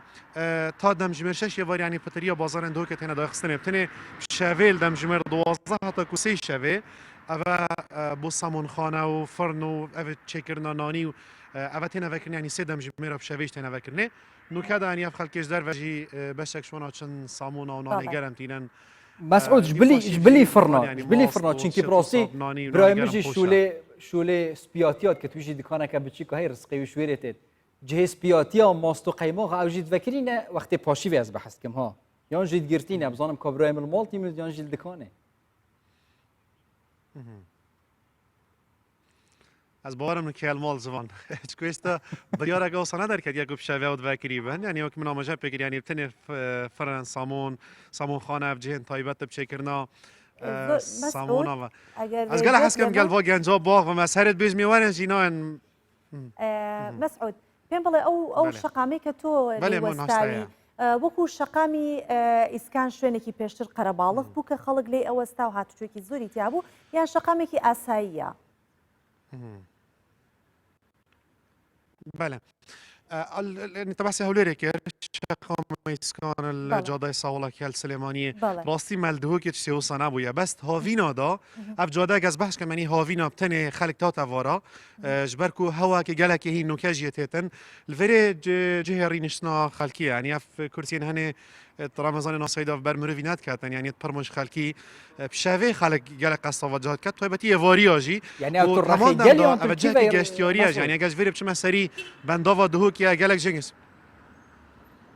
اما گلیا جوان از باورم تاجی گلک جارای وارا پیاسات کرین بجد به گاوه دا جوان هوا که گلکی هینه دیتن اجبر کو اس نزیکی بنداوه ما يعني مقول باش يعني كارم من كاتيا فيري افرو كاب راسي و زو نگری خو کاک حسین و دم کم فيري ما پیاسات کردن جاده جیت خالی وینا سیدا چه ما باقی کار فيري نهاري شانسي تاع بروني قالك فاتا قلت تشانجا كاسنا شانسي ما فشوا وصايا لفهر واكي بزور سباز بتماس وبيديا وغاراندنا جياني جوبي باجر دو كي شيء كردستان دي الله بالكي شانسي تاع فيجر بيت اوجي هر نهار اوجي شوار دمك خوش باش دو تشانس مان دابت مسعود بس اواني لسادر خويا النهار والله زمان هكارين هكارين خلاك كيف بدنا من هكارين خلاك كيف بدنا من بنا و کاری من هر جا کاکا حسین تو کامیرا خوب زبرینا سیدانش کی واتینا خوش بولا واره اشكيرتن جندي ده باشه باش باور که بیت جارا کی از من از کار خدا سر کف نبود هر جار تقول بس دقیقه بدنا بیتم به جاره تعقوبه کن چی که جی تناقض زمان من قال لك ممنوع بتمسعود مسعود تو همو هولێکی خۆت دا کەسێکیان قسە بکەم بەڵام کەس ئامادە نەبوو تۆش ڕەوشەکەت پێگەیاندین کە باژاری دوهۆک ئاوها چکوچۆڵە ئەوە جێگەی دڵ ناخۆشیە بەڵام شولێوانای زەحمەتە ڕاست بەڵێ بەڕاستی یاما ئەفسانەیە مسعود جارێ زۆر سپاس بۆ تەتبووە جوان خواستە ستێکی بێژم سەر وێ جوان بێژە فەرموو من خواست ساقي بيجم يعني أبا بيشة منا هرجار من ريكك هيا قالك جار ازش مجاك راست أخوك كم خلك دهوك ما واريشات قال وانا حش كاميرنا كان از بيج ما أنا شش حف كسن از بيج ميك شو أبو من باغ فيتن ده هريك شو أنا حش كاميري كده بيش تزام از بيج ميدي هم هيل دافي بن أو بتني دبوا من لافيتن وقتها شمال راست أخوي ده يا وناتشارد بتن اسمه كده من بردافي همي أخنا جشت كان بس راستي وشانا من بجارة شكستن مينا يلا زور سباس بوجاركاني تر لقل زۆر سپاس زانین شولامای ئەفسانەیە بۆ نمونە بە شێمەیە مهێوانداری یانژی الڤێری ستاف تایبەت ji بۆ ئینانا مهێوانێتینن vêjarib yani ئەمسانە هیچ geltavîn bes بۆ پەیامنێرە شولەوانە gelek ab zehmet dest hemî peyamnêrê me xۆş bin hevkarێt me karekê zehmet kin heta kesek bû bavit bes bû nimûne diye em çûyneş derve teban gel buraya te kak îmanî em paşên kevla jî bû te bêjit em çûyn me şûlek hebî me şûla xwe kirdê dê ser şirînahiya گرموگوری ام چون اجای کی تایبت هم تاوین نشکه کی و کابرای بوم ما برین گرجو نیف رخصت اکور گردی کی گوتی و تصویر کن ام قبیل نکن مجبور کتی باز داخل بود نکین دجی بی یعنی ام مجبور بین یعنی حوصا مروفتوش گلک پرزگری کات بد چنکیش در و مثلا تو نزانی کا کید وید در کوت کی نوید یعنی وید مروف گلک یا شوه بد وجا سپاسیا کا تایبت ویری بو همی پیامنێرێت مێت هەفکاریت کوردستان بشارێت هەر جایەکی کار بەڵێ لە هەر شوێنێکن بە تایبەتی ئەو ناوچانەی کە جەنگ و ناکۆکی تایە ئەلەوێ ئیتر زۆر بەڕاستی ئەوەنە بە ناڕەحەتی کار دەکەن کامێرەکانیان بەدەستیانەوەیە نابێت کەس بزانێت کە ئیتر هەموو بینەران ئەوە شایەتی ئەوە هەن کە کوردستان 24 بە چ زەحمەتێک لەو ناوچانە وێنە دەستی دەکەوێت و لەو ناوچانە زانیاری دەستەکە هەمووی لەسەر گیانی ئەو پەیامنێرانەیە و هەمیشیش بووی گەهاندنەوە زانیاری بەڵێ هەمووشی مەترسی لەسەر گیانی پەیامنێران و وێنەگران بەرەو بابەتەکەی بچین بەڵێ بابچینە بابەتێکی تر ئەویش بابەتی ئاوارەکانی ڕۆژاوای کوردستانە لە ناو کەمپەکانی هەرێمی کوردستان کە مانگی ڕەمەزان بەڕێەکەن و دەچین بزانین کە ئەوان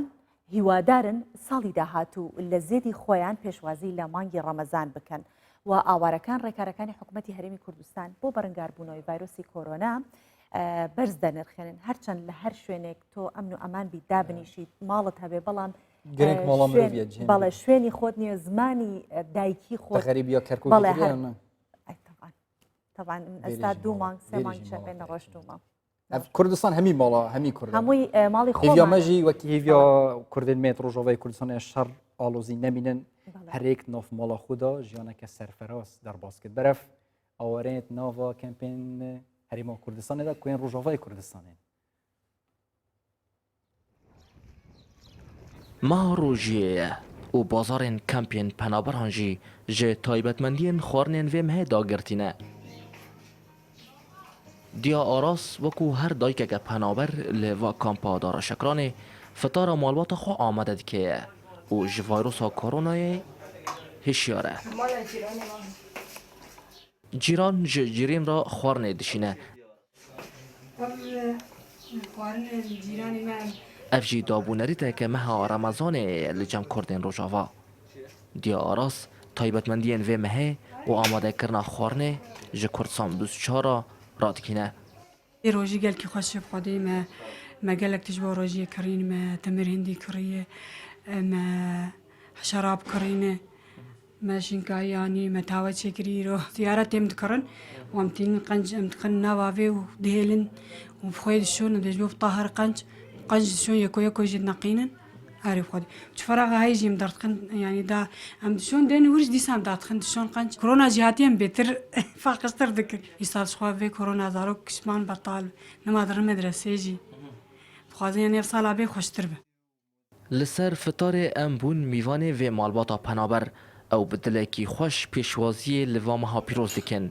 و ریکارن حکمت هریما کردستان جبو روبروبونا ویروسا کرونا بلند نرخینن و هیوین خوشی دبیجن.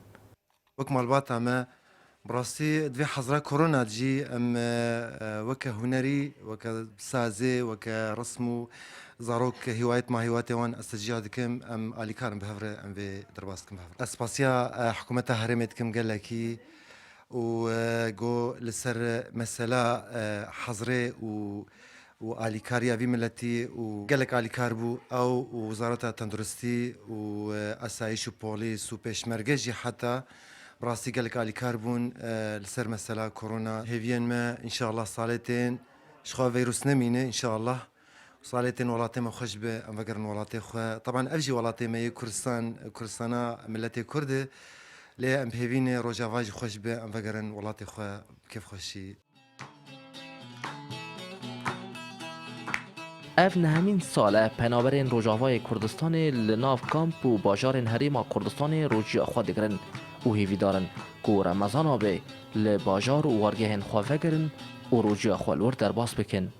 ده و سردام ویروس کرونا دا چقا زحمتی هبن و نبنجی پنابرین روجاوای کردستان لناف کامپین باشور به دلکی خوش و گش به وی آوایی ماه خوی رمضان پیروز دکن و در باس دکن. زردشت همه کردستان 24 کامپا داراشکرانه. بەڵێ گەڕینەوە لاتان ئەویش یەکەم شەوی پارچە و کە دەستمان پێکرد بەری تو باسی بۆ باش دێ باسی کردنیگەتم بژی ئیشارە خۆ زبان بحثا يعني سفرة يا جرينجا تيفا رمضان بيروزات شنكي همي اندامت خزانة يك سفرة لريكو بنوا خارن بيك واتفون سر سفرة كردن ميت روجاوي كردستان ايوانو كاجوات يديار كرن سفرة كجلك وريكو بيك بي بس سروي تشتكي دي وتبيرا ما بار رمضان بار بحثا نانا كي كردت ميت روجاوي كردستان سوريا شي بقشتي حتى روجاوي كردستان كامباجي درست كنا معروك بار سي جاره هفكارت ما داخل بين أبا أمي نان معروك خلقي ما كردي روجاوي هوسا تشيت كنو هوسا مجي چند جارا قوتي باش ویری ام چیناکین وید بوما بینن جاره که دو سیا هر نهاد جاره چاره مگوتی هکه این و جاره نه این از آلان اینم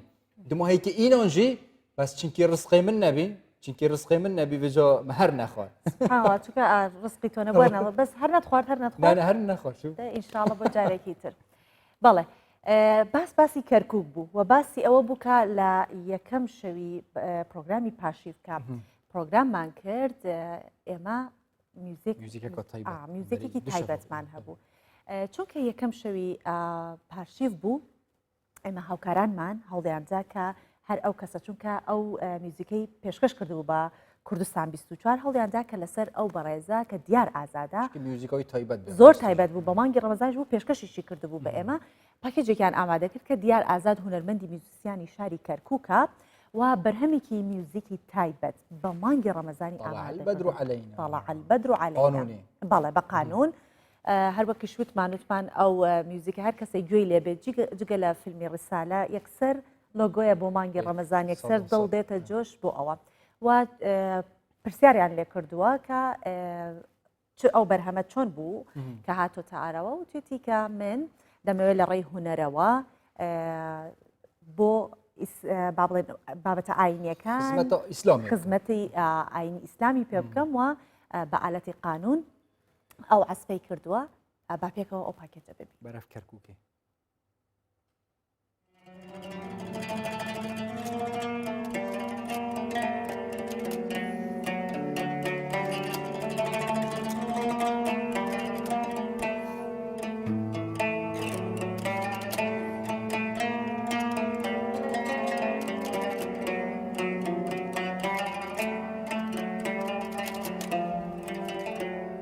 سەرەتا بیرۆکەی ئەم کلیپە کە مۆسیقایەکی ئاینیە ماوەی چەند مانگێکە لەگەڵ چەند برادرێکە تاوتوێمان کرد کە بۆ مانگی ڕەمەزانی پیرۆزی ئەمساڵ بتوانین لە سەرەتای مانگەوە ئێمە بتوانین ئەو کلیپە بڵاو بکەینەوە بەخۆش بەختانەوە کە توانیمان ئێمە لە پێش مانگی ڕەمەزان تەواوی بکەین ئەویش بە سوپاسی ئەو برادرانەکەم کە هاوکارم بوون لە سەرەتاوە کە وەکو هەڵبژاردننی پارچە مۆسیقاکە کە شودەیەکی ئاینیە طلع البدر علينا تەنها بە ئامیری قانون ڕیکۆردمان کرد.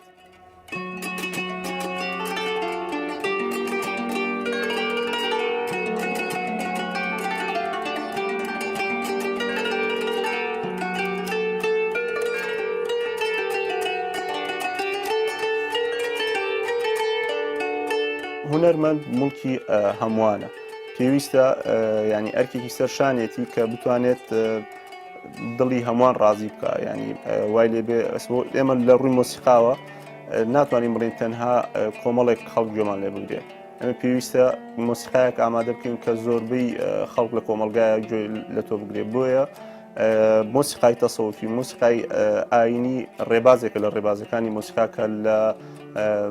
مێژوویەکی زۆر کۆنی هەیە گەڕێتەوە بۆ سەردەمانێکی زۆر کۆن کە ئەو مۆسیقایا بەردەوام هەبوو بەردەوام لە چۆنەڵی لە پێشکەوتنایە ئێمەش پێمان باش بوو کە ئەم پارچە مۆسیقایا بکەین بۆ ئەوەی هەموو کۆمەلگا گوێ لە تۆ بگرێت.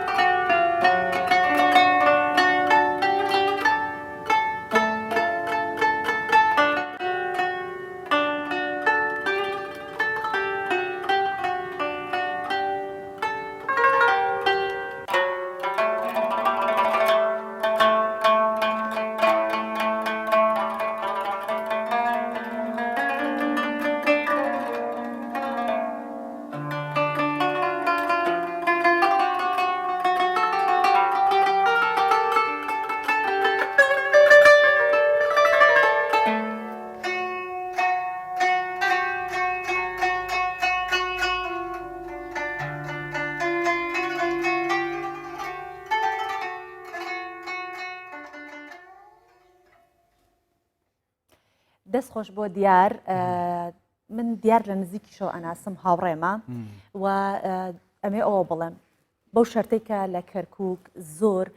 شوێنێک نییە تا پەرە بە تواناکانی گەنجان بدات بە تایبەتی گەنجانی کوردی کەرکووک بڵێ ڕەوشەکە ئاڵۆزە بەڵام دیار لەو گەنجانەیەکە بە توانای خۆی توانیوێتی زۆر لە مەرحەلەکانی هوەر ببڕێت بۆ نمونە قانون ئەژەنێت ساز ئەژەنێت و فۆتۆگرافەرێکی بەڕاستی زۆر حرفەیە دەستخۆشی لێکەین وەتکنە هەیە باشڵ بێتۆ شتێکی دی ڕاستی مەر ڕۆژە ئەول یەکەم یا هەیڤە ڕەمەزانە پیرۆز من نیەت بی ئەم میێڤۆنکی ناو بەرنامەی دەستوودی لەش بەر هاتنۆ چوون و مەسەلە خوپاراستن شکۆڕۆن و ڕێک نەبینش بەر هەندێ نەهاتیە پێیەوەیەکی ڕۆژێکش ڕۆژەش نزیک ئەم دیوانەوەی پڕی نەخوارێت گەل ئالەتێن خۆین میوزیکە ژەنی نەکە جوان نەفسودیە دەژە پێش ئینشاءڵڵا چونکە خۆی پێگەیاندووە لێرەوە سڵاو لە دیارەکەین و دێنە بەشی دووهەمی پرۆگرامەکەمان تەندروستی باڵێ کە باسمان کردوتمان زۆر گرنگە کە ئێستا کەسانێک هەن المؤمن و مبتەلا دیارە خوای گەورە مؤمن و مبتەلا کردووە بە شتێک ئەگەر بە تاقیکردنەوەیەک بەڵێ سپاسی خواکەین بۆ هەموو شتێک بەڵام کەسانێک هەن کە نەخۆشی تایبەتیان هەیە بۆ نمونە ئەوانەی کە نەخۆشیەکانی گورچیلەیان هەیە خۆی هەر لە ژیانی ڕۆژانەیە ڕۆژێکی تایبەتیان هەیە چ جای ئەوە کە بیانەوێت بە ڕۆژوو بن و حەز بکەن بە ڕۆژوو بن بەڵام گورچیلە یەکێکە لە ئەندامە سەرەکیەکانی مرۆڤ کە لە کاتی ڕەمەزانە ئەبێت زۆر چاودێری بکرێت ئەمە جگەلەوەی کە لە کاتی ترا دەبێت چاودێریەوە بکات ئێمەش لەبەر ئەوە هەوڵیەوەمان داوەکە پسپۆڕێکی تایبەت کە سەبارەت بە نەخۆشیەکانی گورچیلە لەگەڵمان بێت کە ئەویش دکتۆر هیوا عەبدوڕەحمانە بەخێرهاتن تەکەین بۆ ناو ستۆدیۆ بەخێرهاتی دکتۆر هیوا تو گەلە بخێراتی ڕەمەزانە پیرۆز ڕۆژوو نوێژێت بە قەبیل جا ئەیکێمە دوو تشتێت هەنگا ئەیکێ سەردەمەی کۆڕۆنایە vêt gela avê vexwîn lêya divêr heyva remezana pîrûz e vêt em xû dîrkînş avê û vexwarinê û xwarinê çawa em bişên gurçîlê xwe parêzîn ku zexteke zor li ser e yani ew zexta sor zor û gelek ji bo gurçîlê xirab e yan jî mifayet heyva remezana pîrûz da بەڵێ سەرەتا زۆر سپاس سڵاو لۆ جەنابتان و لۆ ستافەکەتان و بینەرانی بەڕێز ڕەمەزان لە هەموو لایەک پیرۆزبی هیوادارم ببیتە مانجی خۆشی و خێر و لاچوونی هەرچی پەتا و نەهامەتی و ناخۆشیە لەسەر هەموو مرۆڤایەتی و لەسەر کوردستانیانش بە تایبەتی طبعاً هەر کە ڕەمەزان دەست پێ دەکا یەکسەر باسی گورچیلە دێتە پێشەوە بابەتی گورچیلە هەروەکو جەنابەت لە پێشەشەکەی باست کرد گورچیلەیەک لە ئەندامە سەرچیەکانی لاشەی ئینسانە لەو پێنج ئەندامەی کە ڤایتەڵن یعنی زۆر سەرچین لە جسمی ئینسان کە مێشک و سیەکان و جگەر و دڵ و گورچیلەکانن ئەلحەمدولیلا کە گورچیلەکان دوودانن بە زۆری کەم وایە کە هەندێک خەڵک لەدایک دەبی بەیەک گورچیلە طبعاً تەندروستی گورچیلەکان لە مانجی ڕەمەزان زۆر جێی باس و جێی مشتومڕە خۆی مانجی ڕەمەزان ئەگەر ئەتوو وەکو ئەو ڕێنمایانەی کە لە ئاینی پیرۆزی ئیسلام هاتیینە بەگوێری ئەو ڕێنمایانە بە ڕۆژوو ببی و بەفعلەن لە ڕۆژووگرتنی مانجی ڕەمەزان تێبگەی مەفروض وایە هەرچی قورساییە لەسەر گورچیلەکان کەم ببیتەوە نەک زەختی لەسەر زیاد ببی تو مانجی ڕەمەزان مانجی ڕاستە تێنی بوونە بەڵام لە هەمان کاتیشدا برسی بوونە تو ئەگەر برسی بووی هەرچی ئەو زەختەی با بڵێن کە زیندە چاڵاشیەکانی لاشەی ئینسان هەموو خەلایەکان لە کات لە دوای هەرسکردنی ئەو خۆراکە زۆرە پێی هەڵدەستن دوایش پاشەڕۆیەکەیان بە هەمان شێوە دەڕاتەوە بۆ گورچیلەکان فەلەو کاتە گورچیلەکان ماندوو دەبن لە کاتی ماندووبوونی گورچیلەکانیش و لە کاتی ڕۆیشتنی ڕێژەیەکی زۆر لە خوێ و لە ژەهر و لە پاشەڕۆی زیندە چاڵاشیەکانی لاشە لەو کاتەدا گورچیلە پێویستی بە ڕێژەیەکی زۆر ئاو دەبێت بەڵام ئەگەر خۆمان برسی کرد بە فعلی ڕێژەی ئەو پێداویستیانەی ئاو کە گورچیلە پێویستێتی ئەو ڕێژەیەش دادەبەزی لامان کات پێویستە یەکەم پەیامم بابەتی ئاو زۆر خواردنەوە زۆر باز دەکرێت بەڵام هەندێک پێویستی بە وردەکاری بە تەفاسیلی وردی علمی هەیە پێشەوەی باز لە چۆنیەتی ئاو خواردنەوە بکەین پێم باشە خاڵی گرنگتر لەوە کە کەمتر تەرکیزی لەسەر دەکرێت بە نسبەت نەخۆشیەکانی گورچیلە و تەندروستی گورچیلە بە شێوەی گشتی بریتە لەکەم خواردن یعنی بەداخەوە ڕەمەزان کولتورێکی ناشرنی دروست کردی لە عالەمی ئیسلامی کە لە وڵاتی خۆشمانی لێ بەدەرنیە کە زۆر بە ئاسانی بە هەست پێکراوی هەستی پێ دەکەین کە دەکرێتە مانجی زۆر خواردن مانجی ڕازاندنەوەی سفرەکان مانجی خواردنی شیرنەمەنی و چەوری زۆر و پرۆتین و یعنی بەڕاستی مامۆستایانی ئاینیش هەستیان بوو شتەی کردێ لۆیە لە زاویەی ئیسراف نەکردنەوە زۆر جار تەداخل لە مۆزوعەکە دەکەن فزۆر گرنگە ئینسان لە حکمەتی ڕۆژوو گرتن تێبگات یەک لە حکمەتەکانی حکمەتی تەندروست بوونە تەندروستی ڕۆژوو لە ئەساس صوم وتصح وەنیە ئەو فەرمودەی پێغەمبەری خوا درودی خوای لەسەر بێت کە باسی ئەوەی کردیە گەدەتان بکەن بە سێ بەش بەشێکی بۆ خواردن بەشێکی بۆ ئاو بەشەکەی تری بە بەتاڵی بهێڵنەوە ئەوە گەورەترین ئیعجازە بەڕاستی یعنی زۆر گرنگە لە بەربانگەکان و ئەو کولتورە ناشرینەی تریش کە شەومان کردیە بە ڕۆژ و ڕۆژمان کردیە بە شەو هەر لە بەربانگەوە هەتاکو و پاشێ و بەس خواردنە زۆر غەڵەتە زۆر ناتەندروستە لێ دەبی مڕاجعی بکەینەوە پێداچوونەوەی لۆ بکەین و هەوڵ بدەین هەر لە بەربانگەوە خواردنی سووک و خواردنی صحی و ئەو خواردنانەی کە یعنی بەناوبانگن بەوەی کە ڕێژەکی باش لە شلە و لە ئاو و لە کانزا و لە ڤایتامیناتیان تێدا زیاتر احتیمامیان پێ بدرێ نەک چەند شیرینی کرایە نەک چەند گۆشت حازر کرایە نەک چەند چوری هەیە لەسەر سفرە ئەو شتانەکەم بکرێت زیاتر بزانین مەسەن گەدا مەعیدەت هەیڤە ڕەمەزانێدا پاقشت بێت گورچیلەژی هۆسە هەیڤە ڕەمەزانێدا خوب پاقشت کرد بە هەمان شێوە هەر خۆی برسیبوون یەک لە گرنجەکانی ئەوەیە هەر لاشە حەسانەوەیەک وەردەگری و لەو لە کاتی حەسانەوە ئیتر لەش دەست دەکات بە لە ناوبردنی خانە پیر و پەککەوتە و ماندووەکان و دەست دەکات بە دژە ئۆکسان لابردنی فری رادیکلز ئۆکسسیجینی حڕ کە یەک لە هۆکارە سەرچەکانی توش بوون بە شێرپەنجە و توش بوون بە جەڵتەی دەماخ و جەڵتەی دڵ و چەندین نەخۆشی ترە ئەو برسیبوونە بەڕاستی زۆر گرنگە لەبەر ئەوە پێویستە مەعیدەمان بپارێزین لە تێربوون و لە پڕکردن دوای ئەوە بینە سەر ئەوەی چۆن ئاو بخۆینەوە و چۆن بین احتیمام بە بوارەکەی تری با بڵێن تەندروستبوونی گورچیلەوە بکەین کە دەست پێ دەکات لە هەر لە با بڵێن لە سەرەتایی ڕۆژوشکاندن دەتوانی هەروەکو لە ئیسلامیش وەکو سنەت دانراوە دنکێکیان دوانیان سیان ڕووتاب و پەرداخێکیان دوو پەرداخ ئاو دوای ئەوە ستۆپێک بکەین بۆ ماوەی چارێکێک 20 دقا ئیتر نوێژ دەکەی خۆت بە هەر شتێک مەشغوڵ دەکەی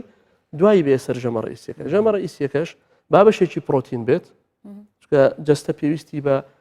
پرۆتین هەیە لاشەی ئینسان لە پرۆتین پێکاتیە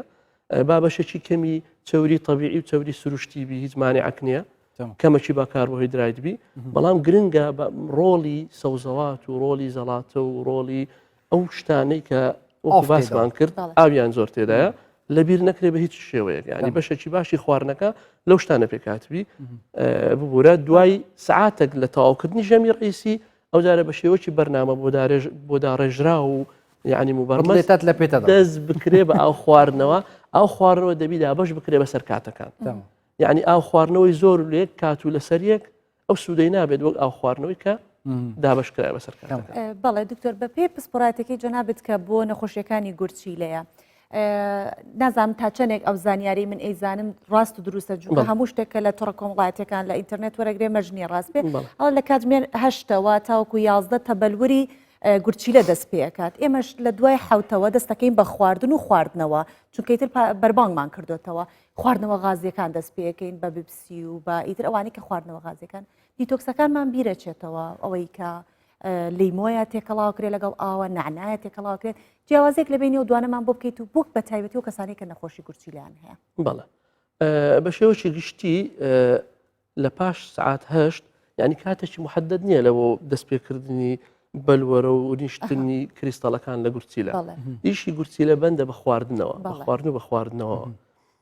ئەو کاتی کە تو ئاو کەمە خۆیتەوە خواردن کەمە خۆی حەسانەوەیەک هەموو لاشتدا دەگری نەک بەس گورچیلە دوای ئەوەی کە تو خواردنت خوارد ڕۆژوت شکاند و ئیفتارت کردەوە دوای سعاتێک تقریبان ئیتر ئەو زەختەی خواردنە دوای هەرس کە دەڕوات بۆ خوێن و دوای لە خوێنش ئۆتۆماتیکیان 120 ئەو خوێنێک کە لە دڵ دەردەچی بە بەردەوامی لە گورچیلەکاندایە بۆ فلتەربوون و بۆ پاککردنەوە ئەو کاتە ئۆتۆماتیکیان ئەو بەلوەرەیە و ئەو کریستەلایزیشن و ئەو شتانە دەست پێ دەکات لە گورچیلە لۆی ئەمەش لەو وەختەیەوە حەزمان لێ دەست بکەین بە ئەو خواردنەوە چکە ئاو خواردنەوە سەریعتر لە خواردن دەگات بە گورچیلەکان و مژینی خێراترە لە ڕێخۆڵەکان و زووتر دەگات بەو شتە طبعاً خواردنەوەی گازیەکان خواردنەوە ئەوانی کە وزە بەخشن وەکو تایگەر و ماتایگەر و ئەوەی کە مەشهورە حتا خواردنەوەی یعنی زیادەڕەویکردن لە خواردنەوەی قاوە چای کەکاو نیسکافە و ئیتر مشتەقاتەکانی کە دەوڵەمەندن بە کافاین بەڕاستی بە هیچ جۆرێک بە پەسەندی نازانین و بە تایبەتی ئەوانەی کە نەخۆشیەکانی گورچیلیان هەیە بە تایبەت تریش ئەوانەی کە بەردی گورچیلەکانیان هەیە بە هیچ جۆرێک نابێت زیادەڕەوی لە خواردن بکەن بە شێوەی گشتی بە تایبەتیش لەو خواردنانی کە دەوڵەمەندن بە خوێ زیان بەخشەکان ڕێژەیەکی زۆر بەرزی بە تایبەتی خوێی سۆدیۆم لە ناو خواردنەوە گازیەکان هەیە دەستگەلەوەی کە ڕێژێکی زۆر شەکری تێدایە و تااقەی زۆر زیاد و بێمەعنا دەبەخشیت و ئەگەری قەڵەوبوو زیادەکە و پیئێکی میزدا دەبەزێنێت کە توانای نیشتنی زۆر لە خوێەکان زیادەکە ئەو خوێی سۆدیۆمە لە ناو خواردنەوە گازیەکان خواردنەوەکانی ئەو زەبەخش لە ناو معلەبات ڕێژەکەی زۆر بەرزە لە پاڵ ئەو خوێیانە کافاینیش کە لە ناو بڵێن چای و قاوە ئەوانە هەیە سیفەتەشی خراپی هەیە کە ئەویش ئەوەیە سیفەتی زیاد دروستکردنی میزی هەیە یعنی ڕێژەکی زۆر لە شلەمەنی لە دەستە دەی بەهۆی خواردنەوەیەوە ڕاستە خۆی شلەیە بەڵام شلەشی زۆریش لەگەڵ میز دەرەدا ئەمە حەزمان لەو لە دەستدانە نییە حەزمان لە وەرگرتنە نەک لە دەستدانی زۆر زیاد زۆر باشە دکتۆر بن بۆ بەشی دووەمی پرسیارەکەم ئەگەڕێمە وڵات کە باسی دیتۆکس و ئەو خواردنەوانێکە لە لیمۆ و نعناو ئەوانە پێک دێ بەڵام لەگەڵمان بنێرە چکە دەچینە لای ئاراس ئەمین لە ڕانیەوە هەر سەبارەت بە ڕۆژی تەندروستی ڕۆژوانان لە مانگی ڕەمەزان ئەمانوێت لەگەڵ ئاراسا کەمێ بدوێین ئاراس ئەم کاتت باش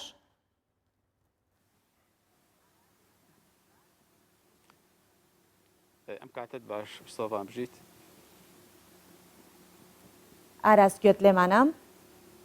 ئاراس سەبارەت بە ڕۆژی تەندروستی ڕۆژوانان لە مانگی ڕەمەزان چیت هەیە تۆ ئێستا پێم وابێ لە بەردەمی نەخۆشخانەیەکیت باسمان بۆ بکە کە چیت بۆ ئامادەکردوین کە پێمان ڕابگەێنی بەڵێ سۆڤان ئێمە لە بەردەم نەخۆشخانەی مناڵان و مناڵبوونی لە ڕانیە دیارە دوایەوەی لە سەرەتا ئەم ساڵ نەخۆشخانەی گشتی ڕانیە دەستکرا بە نۆژەنکردنەوە لەلایەن وەزارەتی تەندروستیەوە بڕی نزیکەی 500 میلیۆن دینار تەرخانکرا بۆ نەخۆشخانەکە تا نۆژەن بکرێتەوە دیارە بەشەکانی ناو نەخۆشخانەکە بڵاو بوون بەسەر نەخۆشخانەکانی دیکەدا لە ناو نەخۆشخانەی مناڵان و مناڵبوون دیارە بەشی فریاکەوتنی نەخۆشخانی ڕانیە ئیستالێرەیە دیارە لەگەڵ بڵاوبوونەوەی پەتای ڤایرۆسی کۆرۆنا و لەگەڵ داخستنی نۆڕنگە ئەهلیەکان و دەرمانخانەکانیش لەگەڵیدا کە قەدەغەکردنی هاتوچۆ ڕاگەیەندرا و دام و دەستگا حکومیەکان داوامیان وەستا لە ناویاندا بنکە تەندروستیەکان و دەوامی مەڵبەندە تەندروستیەکانیش کەم کرایە بۆیە لۆدی زۆر کەوتە سەر بەشەکانی فریاکەوتن کەوتە سەر نەخۆشخانەکان لە مای ڕابردوودا بێگومان ناو نەخۆشخانەکان بەشەکانی فریاکەوتن ئەو نەک هەر کەیسی ئیمێرجنسی بەڵکو کۆڵ کەیسەکانیشیان دەبینی لە ناو بەشی نەخۆشخانەکاندا ئەوەی کە ئیستا پێوەست ینی پەیوەندیدارە بە مانگی ڕەمەزان و ئەو کەیسانی کە زیاتر لە مانگی ڕەمەزاندا هەن بێگومان ئێمە پێشتر قسەمان لەگەڵ بەشێک لە پزیشکە پسپۆرەکان و لەگەڵ کارمەندانی بەشی فریاکەوتن کرد ئاخۆ لەو دوو ڕۆژی مانگی ڕەمەزاندا چ جۆرە کەیسێک زیاتر ڕوو لە بەشەکانی فریاکەوتن یاخود ڕوو لە نەخۆشخانەکان دەکرێت یاخود داخڵ دەکرێت ئەوان هەندێک جۆری نەخۆشیان ئاماژە پێدا کە لەگەڵ مانگی ڕەمەزاندا زیاد دەکەن وەک ئێستا لە بەرنامەکەشدا دکتۆر ئاماژی پێدا ئەو نەخۆشانەی کە گرفتی کۆندامی میز و میزەڕۆیان هەیە یا نەخۆشی گوسیلان هەیە لە دوێنەوە تا ڕادێک ئەو کەیسانە زیادیان کردو بۆی ئەوان ڕێنمایی ئەوەی نەخۆشەکان دەکەن کە ئەو کەسانی کە گرفتی گورسیلەکانیان هەیە پێویستە کاتێک بە ڕۆژوو دەبن بەڕاوێژ لەگەڵ پزیشکەکانیان بە ڕۆژوو بن ئایا دەتوانن بە ڕۆژوو ببن یان کە دەکرێت بە ڕۆژوو ببن چ ڕێنمایەک لە پزیشکەکانی وەربگرن لەگەڵیدا ئەو نەخۆشیانەی کە زیاتر تووشی کۆندامی هەرز دەبن واتە لەبەرەوەی کە کەسێک کە بە ڕۆژوو دەبێت ماوەی 16 ساعت برسیە لە ئێواران بڕێکی زۆر خواردن دەخوات تووشی حاڵەتی فود پۆیزنی کەندێکجار یا تا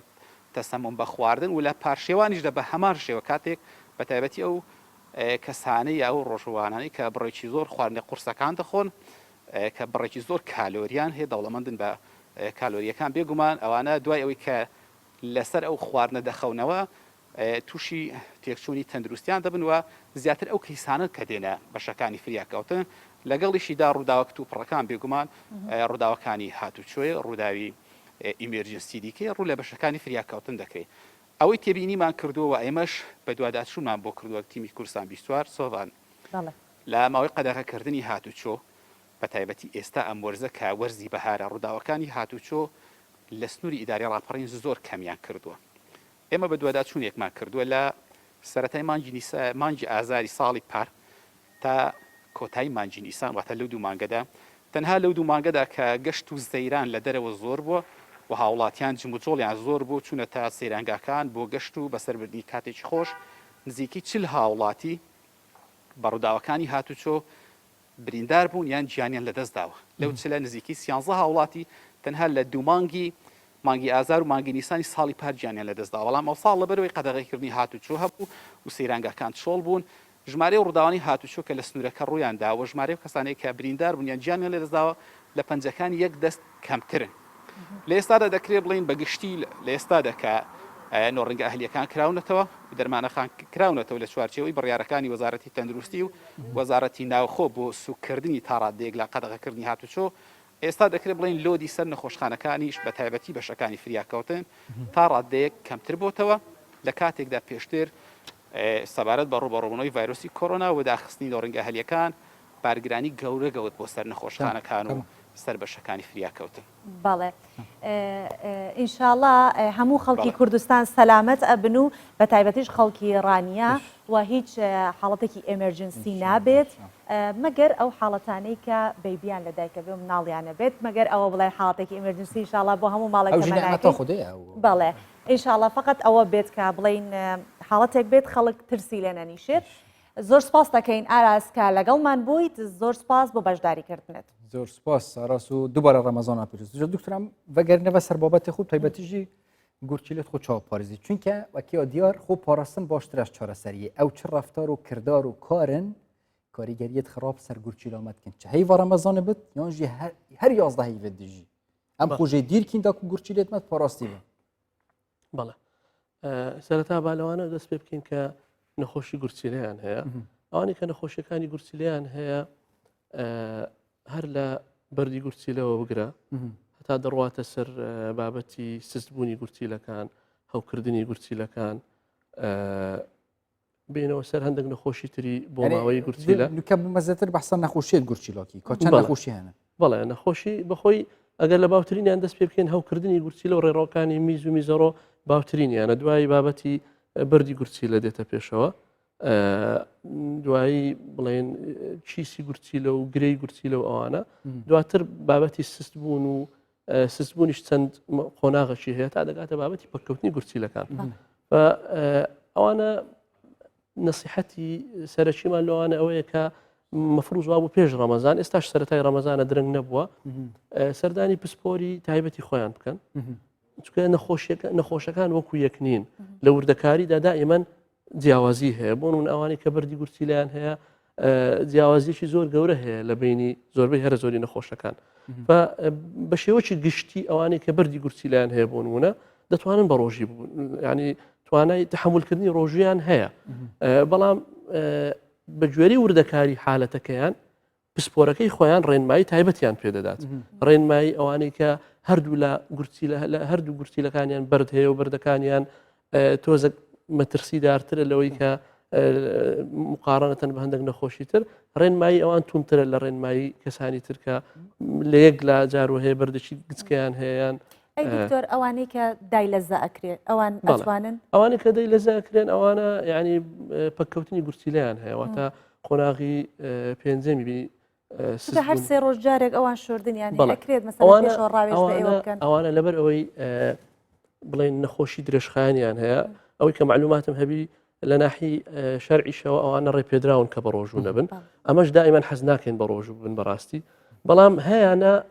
پێداگری دەکات لە سەرەوەی کە بە ڕۆژوو بی ئەوانەی کە پێداگری دەکەن ئەمە ڕێنماییمان لۆیان ئەوەیە کە پاش ئەوەی کە لەلایەن پسپۆری تایبەتەوە هەڵسەنگاندنی باری تەندروستیان پێش ڕەمەزان لۆ دەکرێت ئەگەر دیتمان جگە لەو ڕۆژانی کە دەی لە زیان لۆ دەکرێت ئەوان هەمانە هەفتەی دوجارە هەمان هەفتەی سێ جارە و سعاتەکانیش دەگۆڕێن ئەوانە طبعاً ڕۆژی دەی لە زە ناتوانن بە ڕۆژوو بن لەبەرەوەی پرۆسەی شوشتنی گورچی لە خۆی ڕۆژەکە بەتاڵ دەکاتەوە ئەو ڕۆژەی کە مغەدیش وەرەگرێت ینی لە هەمان ڕۆژ طبعاً وەکو مغەدی وایە ئەو سائلانی کە با بڵێن ئیشەکە دەکەن ئەو ڕۆژە ناتوانانی بەڵام ڕۆژەکانی تر لە بینی شوشتنی گورچیلە ئەگەر حالەتی باری تەندروستەکەی جێگیر بیت و ڕێگری لە بەکارهێنانی دەرمان و ئەوانینەکە دەتوانی بە ڕۆژی ببی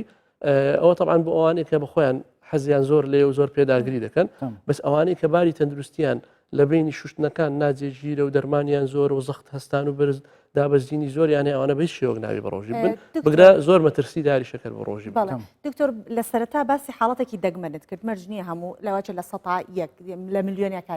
یەک گورچی لی هەبێت پێ ئەوانە چۆن ئەوانە هیچ کێشیان نییە بۆ مەرزی کە گورچیلەکەیان ساغڵم و تەندروست بێت کێشیان باشە دکتۆرەکە هەوسایە پۆلڤێری پرسیارەکەی چێت بێت یعنی ئەوێ یەک گورچی لە هەیە کارێ خۆ تەمام کرد بۆت ئەسڵدا بۆچی هەر مرۆڤەکی ئاسایی دوو گورچی لە هەنە ینی ئەوە خوای حکمەتی خوای گەورەیە نیعمەتەکە بەمەیدایە لەبەرەوەی گورچی لە زەختی زۆر لەسرە زۆر معڕەزەلۆی تووشی نەخۆشی زۆر جیاجیا ببیت لەبەر ئەوەیە وەکو احتیاط و جگەلەوەش ینی خەڵکەکی تر هەیە تووشی دێها نەخۆشی دەبی بۆن منەوانی کە بەرزە شاری خوێنی کۆنتترۆل نەکراویان هەیە ئەوانەی کە شکری کۆنتترۆل نەکراویان هەیەیان شکری توندیان هەیە کە زۆر بە زەحمەت بە چەندین دەرمانیش کۆنتترۆل ناکرێت ئەوانە زۆر معڕەزن لەوەی تووشی سست بوون و پەککەوتنی گورچی لە بن لە مستقبل ئەگەر ئەمە دوو گورچی لەمان نەبات چۆن دەمانتوانی گورچی لەشیان پێ بخشێت دیژی کاریگەری سەر گورچی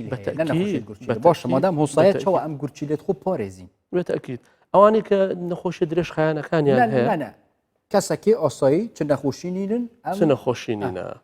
لە هەمووی گرنگتر ئەوەیە محاولە بکەی خواردنەکەت هاوسەنگبی و متەنەوعبی زیاد ڕەوی لە خواردن مەکە بەشێکی پێویست لە خواردن و لە خواردنەکەت بە سەوائل و بە شلەمەنیبی بە هیچ جۆرەك لێ نەگەڕێی وەزنت زیاد بکات دوورکەوە لە جگارە کێشان و لەمەی خواردنەوە پێت بکرێ ڕۆژانە وەرزشێکی ڕێک بکەی زۆر گرنگە ئەوانەی کە بڵێن هۆکاری مەترسیان هەیە بۆ توشببوونی فشاری خوێنی بەرز بۆ توشببوونی شەکرا بۆ توشببوونی بەردی گورچیلە ئەوانە هەر فترە متابعی خۆیان بکەن خۆیان بە پسپۆری تایبەت پیشان بدەن و ئەگەر تووشی بەرزەفشاری خوێنیان شەکرایان هەر نەخۆشیی تری درێژخایانی تر بوون کە مستقبلن تەسیراتی خراپی لەسەر گورچیلە دەبی زوو کۆنتترۆلی بکەن زوو پسپۆرەکەیان ڕێنمایی تایبەتی بداتێ لەبەرەوەی ئێستاش لایەزال لە دنیاە هۆکاری سەرەکیترین هۆکار بۆ پەککەوتنی گورچیلە لە هەموو دنیا لایەزالیش هەر بەرزەفشاری خوێن و شەکری کۆنتترۆل نەکراون ئێستاش لەگەڵدابێت طبعاً هۆکاری تریش هەنە ئەوانە ئێستاش لەگەڵدابی هۆکاری سەرچین بە بابەتی وەزن زیاد نەبوون و وەرزشکردن ئاو خواردنەوەی باش و وشک نەبوونەوە دوورکەوتنەوە لە وشک بوونەوە خواردنی هاوسەنگ و دوورکەوتنەوە لە جگەرە کێشان کە زۆر ڕەبتی بە بابەتی نەخۆشیەکانی بۆریەکانی خوێنەوە هەیە کە ئەوەش ڕاستەوخۆ پەیوەندی بە بۆریسکە باریکەکانی ناو گورچیلەوە هەیە کە فەرمانەکانیان تێک دەچی زۆر تووشی کێشەی گەورە دکتۆر گەلە جۆرات هەندیت تانشتێت مرۆڤی ئێشۆن مرۆڤ ترسەت بژم خودێ پشکلا بەمە بەرکێت هەین ینی بەردی گورچیلەم هەیە ئەم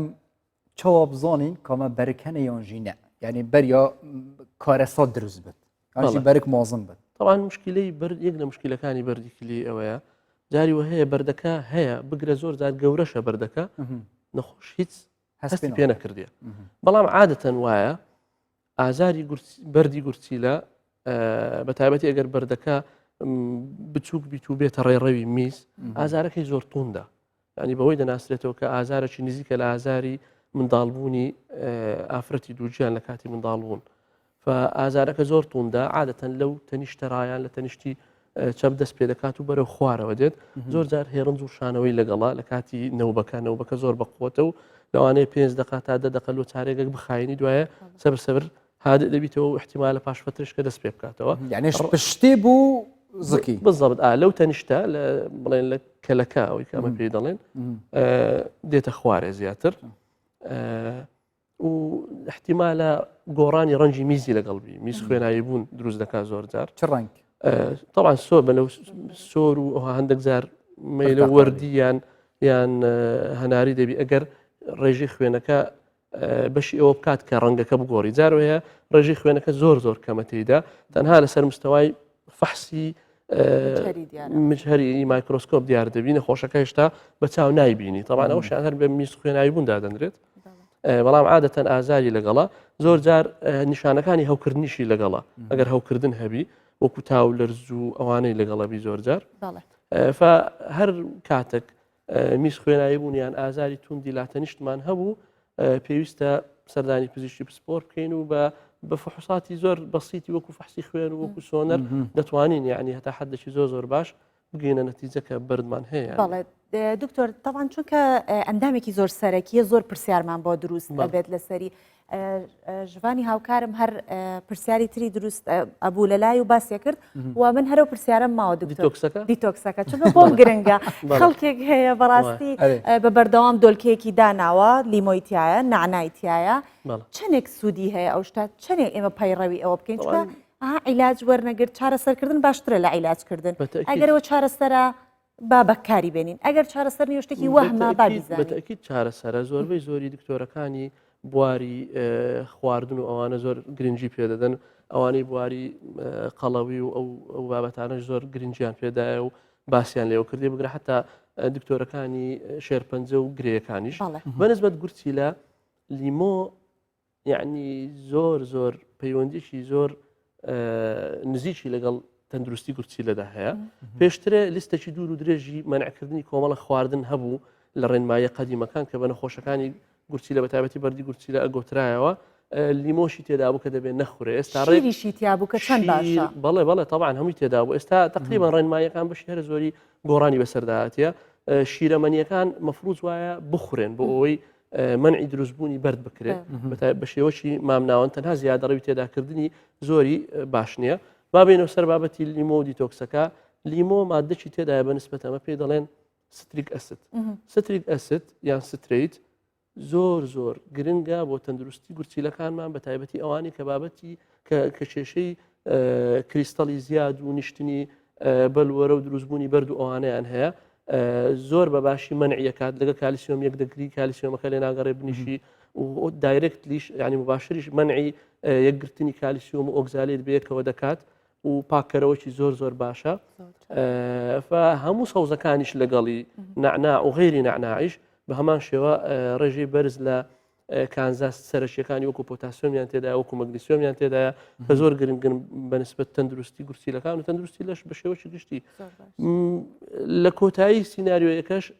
بابەتی دیتۆکس ئەنتی ئۆکسیدەنتە دژە ئۆکسەدەیە ئەو دژە ئەکسەدەیە وەکو لە بیدایەت باسمان کرد یعنی ئۆکسسیجینی سربەخۆ لە لاشە لە خانەکانی لاشە فڕە دەداتە دەرێ بەوەش خانەکانی لەش لە ئینجری و لە برینداربوون دەپارێزی لە جەڵتا لە توشبوون لە دەرچوون لە ژێر کاریگەری دابشبوونی ڕێکی جەستا کە دەبێتە شێرپەنجە و سەرەتان و لە نهایەتیش بڵێن احتیفاز یا با بڵێن چێشی لاشە هەم دەپارێزێت زۆر باشە چ تەمەنێکیش ئەتوانین ڕیزبەندیەک هەیە بڵێ لەم تەمەنە تا ئەوەنە احتیمالە تووشی بەردی گورچی لێ ببێت تەمەن دەورە بینێت هەموو تەمەنێک معڕەزە لەوەی تووشی حتا منداڵی زۆر گچکە منداڵی شیرە خۆر تووشی بەردی گورچی لە دەبیت بەڵام عادەتەن لە دوای 35 چلەوە لە پیاوان زۆرترە وئیلا لە زۆربەی تەمەنەکان بەردی گورچی لەمان هەیە بۆ چیر زەڵەما زیاترە دکتۆر یعنی سببێکی واضح نییە باش ئەستش سەبەبێکی بێژم زۆر ئەوە یۆن بەڵێ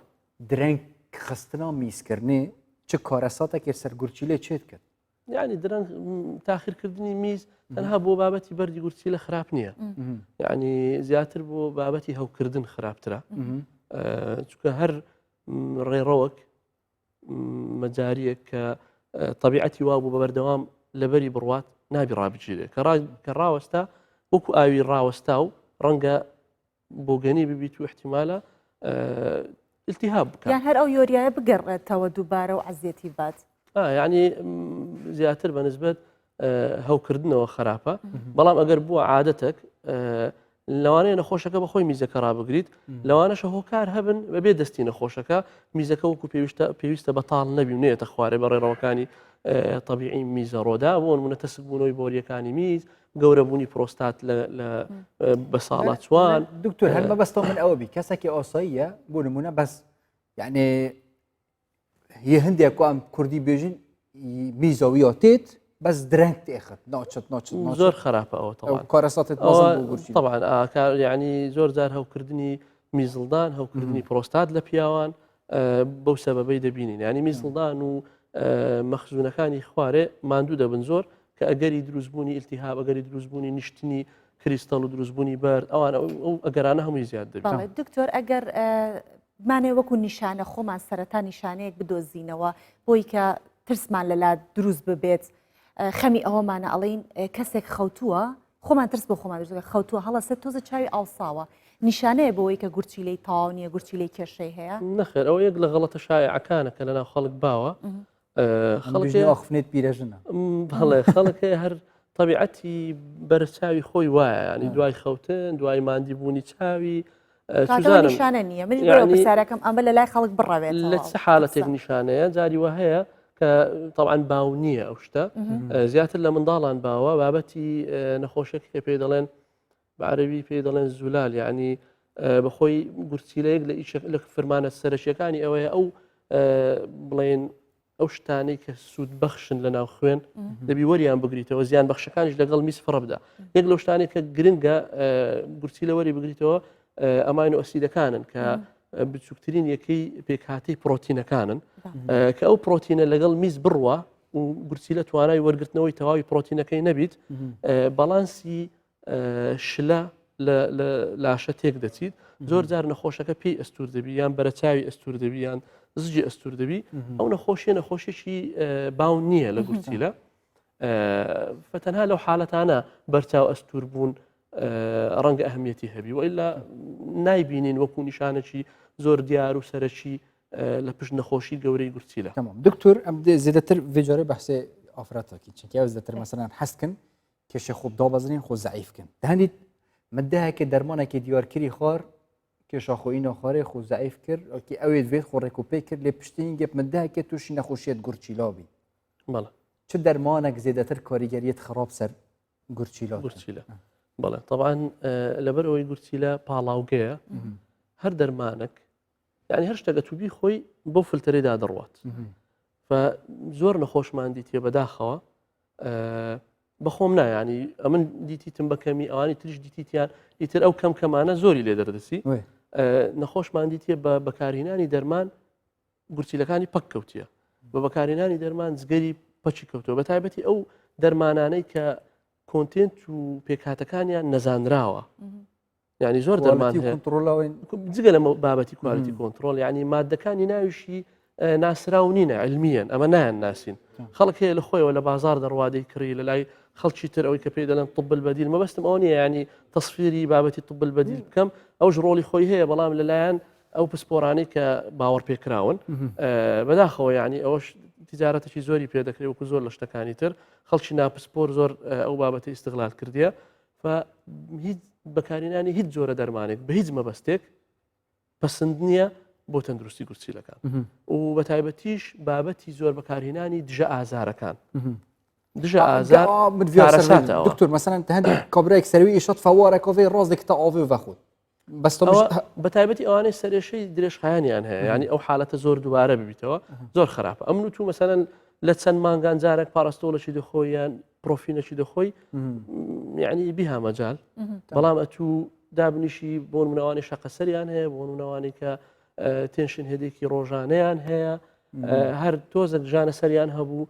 فوارەکەی ڤۆڵتارینی بخوات و دەرزێکی ڤۆڵتارین لێ بدات و یان تۆزێک بەخۆی حساسەتی هەیە هەر بین نابین ئەو حساسێتە لێ دەڕوا دەرزێکی تێکەڵە لێ دەدا سێسار مادەی تێدا ئەوانە کارەساتە بەڕاستی زۆر زۆر زیانێکی زۆر گەورە دەگەینی ئەگەر لەو وەختەشنا لە مستەقبل پیڤەوەیەکی تو و هەمی دەور و بەرێتە خوشتوێتە دووری هەمی نەخۆشیێت گورچیلە و هەمی نەخۆشیە بە دکتۆر هیوا عەبدوڕەحمان پزیشکی پسپۆرە گورچیلات و ئەبرۆ کەستودیەدا دیێڵمەدەبی زۆر سوپاس بۆ تا دووبارە ڕەمەزانەوە پیرۆز و دکتۆر مسلمانان و بە هیوای تەندروستیش مەمنونێتەینە دکتۆر لە مانگی ڕەمەزان دەچینە ئێمە وتمان کە لە سەرەتا دەستمان پێکرد وتمان ئێمە لە ڕێی پەیامنێرانمانەوە قوڵاچکێکی ئەم نۆهێلی قوڵاچکێکی ئەم نۆهێلی بژن آخر هەر ئەچین نەنا ئەم دژین ئەم قوڵاچکێکی نۆهێلین قوش بنە چی قوش بنێ ناهێڵێ سەریتیاکەین لە ڕێی پەیامنێرانمانەوە بەڵام لە سەرەتاش باسمان کردوتمان ئێمە باسی هەموو وڵاتانتان بۆ ئەەکەین جگەلەوەی کە پەیامنێرمان هەیە لە هەموو پارچەکانی کوردستان و ناو کوردستانیش بەڵام ئێستامانوێت باس لە مانگی ڕەمەزان بکەین لە مسر کێدە بابزانین لە مسر چیە کە کێدە لە مانگی ڕەمەزاندا مسرەکان ساڵانە کۆمەڵێن نەریت و مەراسیمی زۆر تایبەت و جیاوازی ئاینی ئەنجامەدەن و کۆبوونەوەی شەوان و یاریکردن و ڕازاندنەوەی شەقامەکان بەشێکن لەوانە. بەڵام ئەم ساڵ جگەڵە بڵاوبوونەوەی ڤایرۆسی کۆڤید-19 لە یەکەم ڕۆژی ڕەمەزاندا گەردەلوولێکی خۆڵ ڕووی کردە وڵاتەکە و هێندەی تر کەشەکەی ئاڵۆستر کرد. خامۆشی یە باشە دەبچینە مصری دەبزانین کە ڕەمەزان ئەفسەڵە دوو کاچتە چایخانەکان عەز شای مەعەلم والله بەرەف مصری بزانین کە ڕەمەزان ئەفسەڵە هەر سەردەما کۆرۆنای هەمجی ئەو گەردەلوولە چێ بیژی کەوچەوەیە و پشتینگی دەزبڕینە.